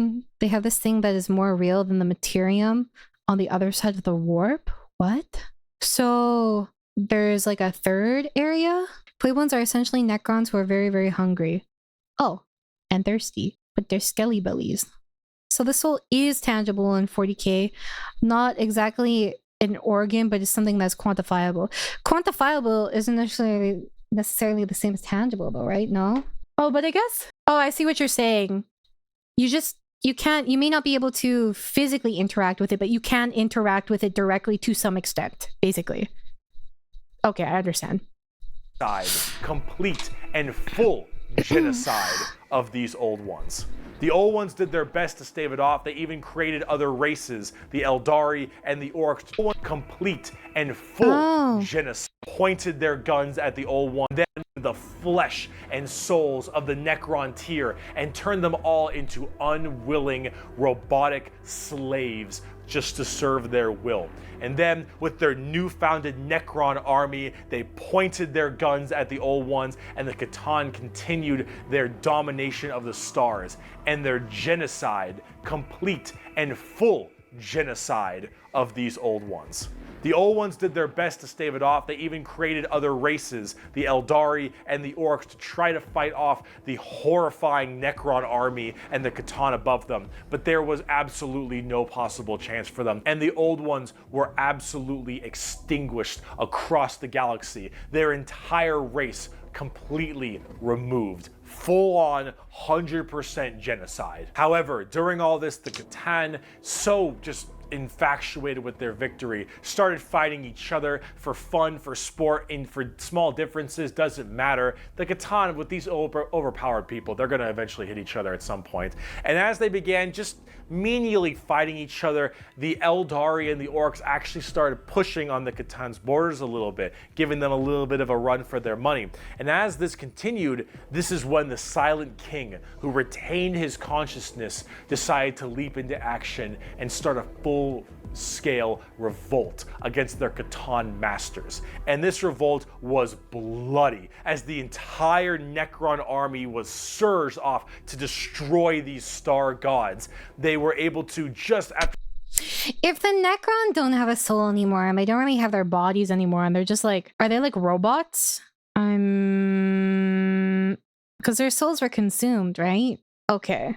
So they kind of reproduce. Have you ever played / heard of Soma? I played a little bit of Soma. So they're kind of like, there's a consciousness in them, but not all of them, because a lot of them are like zombie robots. I see. They do use weapons that have the machine spirit, so Chaos does see them that way. Huh. So, okay. They're suffering horrendous losses, were able to turn the tide of the war.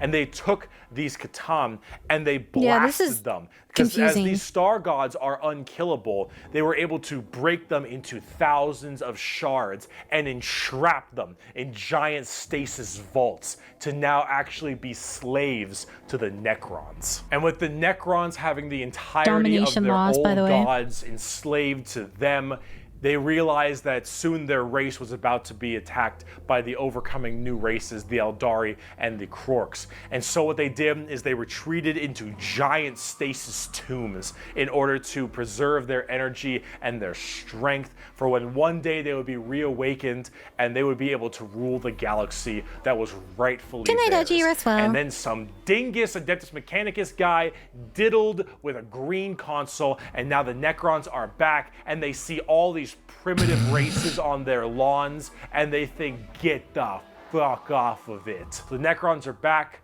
super advanced, and they are here to reclaim the galaxy that they so rightfully believe is theirs. Now at tabletop, they're a lot like that. Tons of undead Egyptian skeleton robots that when they die, they just get right back up because they keep on reanimating. Hard to kill, tons of crazy stuff. You can use the Catan themselves as units to fight with. It's pretty cool. The Necrons are one of the three. Are there any conscious Catan left? Or no? Like independent ones? The other explained videos does a thing more like a timeline format, so it's easier to understand compared to the old video format. I feel like I would probably get the other video more having watched these. Three major events in 40k: the Horus Heresy, the Fall of the Eldar, and the Awakening of the animating hard fight with. It's pretty cool. The Necrons are one of the three major events in 40k. The Horus Heresy, the Fall of the Eldar, and the Awakening of the Necrons are all pretty substantial events. And the Fall of the Eldar and the Awakening of the Necrons are all Horus Heresy, Fall of Eldar, Awakening the Necrons, and then before that is the War of pretty Heaven. substantial events. And Okay. the Necrons themselves are pretty dang cool as well. Here's a good quote from a wonderful Dawn of War game. "Lucky creatures, as long last you have found the tranquility of death. I was like you once, clinging to life and blind to the truth. When I uncovered the truth, I too shuddered and paled with fear. Deep in these catacombs I was remade. Here my brethren slumbered for eons while the living grew like weed. My Lord knew this day would come. He had plans for us all. We The would Lord of purge this Silence or world whatever? once more. So come, poor victims of life. We will grant you tranquility in these crypts. Kronos will be a tomb world once more." Necrons are also pretty smug. Trazen the Infinite especially, a little dickhead. But speaking of dickheads, Apparently the Emperor's Sword can somehow permakill a Necron. Why wouldn't they be permakilled anyway? They don't have souls, right? So wouldn't they just be dead anyways if they're killed, like permadead? Trazen Oricon is doomed Yali. Who's this? A reanimation protocol? Oh, Trazen and Oricon. Are these? Wow, I'm seeing so much ship art. This one looks like a Harlequin novel. poor victims of life, we will grant you tranquility in these crypts. Trazen is a historian that collects people. Oricon is a time travel that will time travel to win arguments. Just like me, for real. I recommend reading The Infinite and the Divine. That was recommended before, too. I think I was talking about learning, I guess, about the little things in these. Kronos will be a tomb world once more. Necrons are also pretty smug. Trazen the Infinite especially, a little dickhead. But speaking of dickheads, last race, let's talk the Tau. We made a fucking Wookiee. The exact formation of the Tau Empire is not These are the entirely leaves? understood. However, a long time ago, many thousands of years ago, in the 40k Someone world, post in the that is, some suggestion Imperial channel. navigation vessels were going around through different areas, and they saw a primitive race, blue people, smacking each other with sticks and stones. And they thought, nah, dumb Xenos race, who gives a shit, and they bailed. Then this giant warp storm occurred right in that major area, unable to be breached. Then, once that warp storm 6,000 years later subsided, hello, those little sticks. Well, they decided to actually have no war of any kind and all just unite together under one flag of the Tau Empire. And now they have gigantic starships and Gundam robots and lasers and railguns and mechs, and they are here to ruin your day for the greater good. That is generally the Tau Empire. They have this kind of feeling of this homogenous group. Oh, is this the group you guys said is the one group that kind of wants to end all the wars and stuff? All species can go underneath the banner of the greater good. The greater good is their idea of the fundamental increase and help of all. In fact, they are most likely the most like the Covenant in Halo, where they have the overarching prophets, being the ethereals, who are actually kind of dicks and like to pull at strings a little bit, but then you have all these different races directly underneath them, and they all work together in this big group as this large, foreboding race that tries to spread their weirdly pseudo-religious influence across the galaxy. The alien is not intrinsically evil. Do not hate him. Pity him, his ignorance. Seek to understand his differences and equate him with his inadequacies. Only then will he accept his place in the greater good. That is generally the Tau. And if you're kind of wondering like what their mainly big shtick is, well, they're all about big robots and mechs. They have laser rifles and rail guns. They got giant mechs with tons of missile. If you know Star Trek, it only would be Cardassian or Romulan evil. I do not know, but I was just thinking it's kind of like Crusades. Pods and heavy rail rifles and rail guns and burst cannons and ion accelerators and void shields and all this stuff. And that is generally what the Tau's all about. But you're probably thinking, Bricky, this doesn't sound that evil. This doesn't sound very grim, dark Warhammer. And you'd be right. The Tau Empire really don't have that much of a horrifying, grim, dark style like everybody else. They're much more younger, new age thing. In fact, they're probably a lot less evil and a lot even better than they are now back in the day, because they liked having like that good guy faction. But a lot of us who really like the dark, depressing style of Warhammer didn't really like it that much. So, see, the Tau get a lot of hate, and a lot of that hate isn't necessarily unjustified. It's mainly from a tabletop perspective, but as you can see from all the visuals I've shown you recently, they don't really fit in the 40K universe very well. They lack that super dark, dramatic, kind of high gothic level the Imperium has. They even tried diplomacy with Tyranids at one point. Grungy stuff that Chaos the important thing is they tried though. And the Necrons and the Aeldari have their own specific style as well. The Tau really do look like something out of Gundam. And while it isn't necessarily a bad thing, it does definitely not fit too well. There's that. There's also the tabletop problem. In tabletop, Tau are horrible at melee combat, but exceptionally good at ranged combat. So they blast everyone from really, really far away, and they have a million rules to make it so that it's nearly impossible for you to get into melee combat. So it basically just forces you to bottleneck the game into one specific gameplay style, which is gun to gun. And if you're doing gun to gun, they're gonna win every time, because they're the Tau, and the Tau are really damn good at shooting. So it's one of those things that make the Tau generally rather hated, and a lot of different reasons for that, both from style and such. But this is actually one of the things I wanted to end this video with, is that the Tau, while they have their issues, you should not be discouraged from playing them.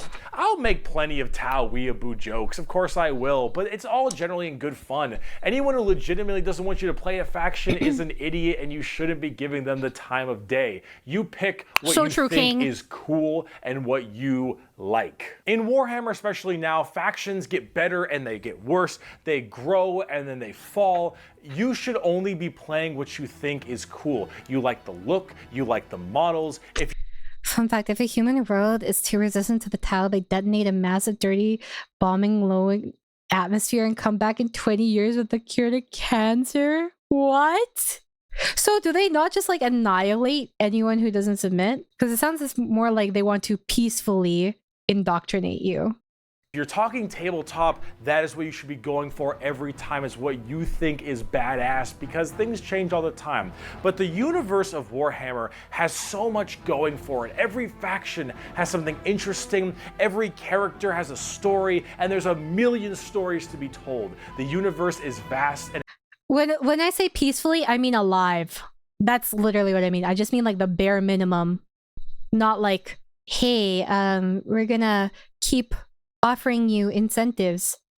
No, the incentive is nothing. You live. What I miss a lot. Well, I mean, you guys said that one of them tried to... I guess I tried to, like, engage in diplomacy with the Tyranid, right? Or Tyranid. So when I say peaceful, I mean alive. So basically, they give you a chance to join them and completely assimilate, and then they indoctrinate you, right? Is that not correct? Exciting. So that's what I kind of traditionally had in mind for an empire. They also tried diplomacy with the Dark Elder, and the Dark Elder accepted and gigascam him. Well... And while it is dark, depressing, and horrible, that is the damn charm. And out of everything I've told you in these two They videos, sent a diplomatic delegation to the Dark Elder with predictable results. I hope that they died. That's better than why so many of us are so into this series and why we like it so much. Because with so much variety, such an expansive universe, and so much that can be done, you can find yourself having a pretty great time. Thank you so much for watching this video. I hope it has been informative to you. They if you'd like to see more of me, Bricky, do it twitch.tv/Bricky for my streams. You have my merchandise site. Yeah, guys, go to Bricky's channel. The link is pinned. I mean, I'm sure all of you guys have already done this, but of course, still. I was wearing all of my merch, but underneath this because I had to wear this so it wasn't black or white for the green screen, which is a little unfortunate, but it's fine. If you'd like to see merch, it is in the description. Also, if you'd like to support me on my Patreon page at patreon.com/Bricky for more videos like this, then that would also be wonderful. So Twitch, merch, Patreon, anything if you want to support, that would be fantastic. I'd appreciate it. If not, I'm just stoked you got all the way to the end of the video, and that is enough for me. We did it, guys. We're going to be having some more content like this out in the future. And thank you, Bricky, for the great content. Thank you so much for we'll be sticking watching around this more long Bricky's videos, and being with maybe me next through week this or pretty the week rough after, time. depending.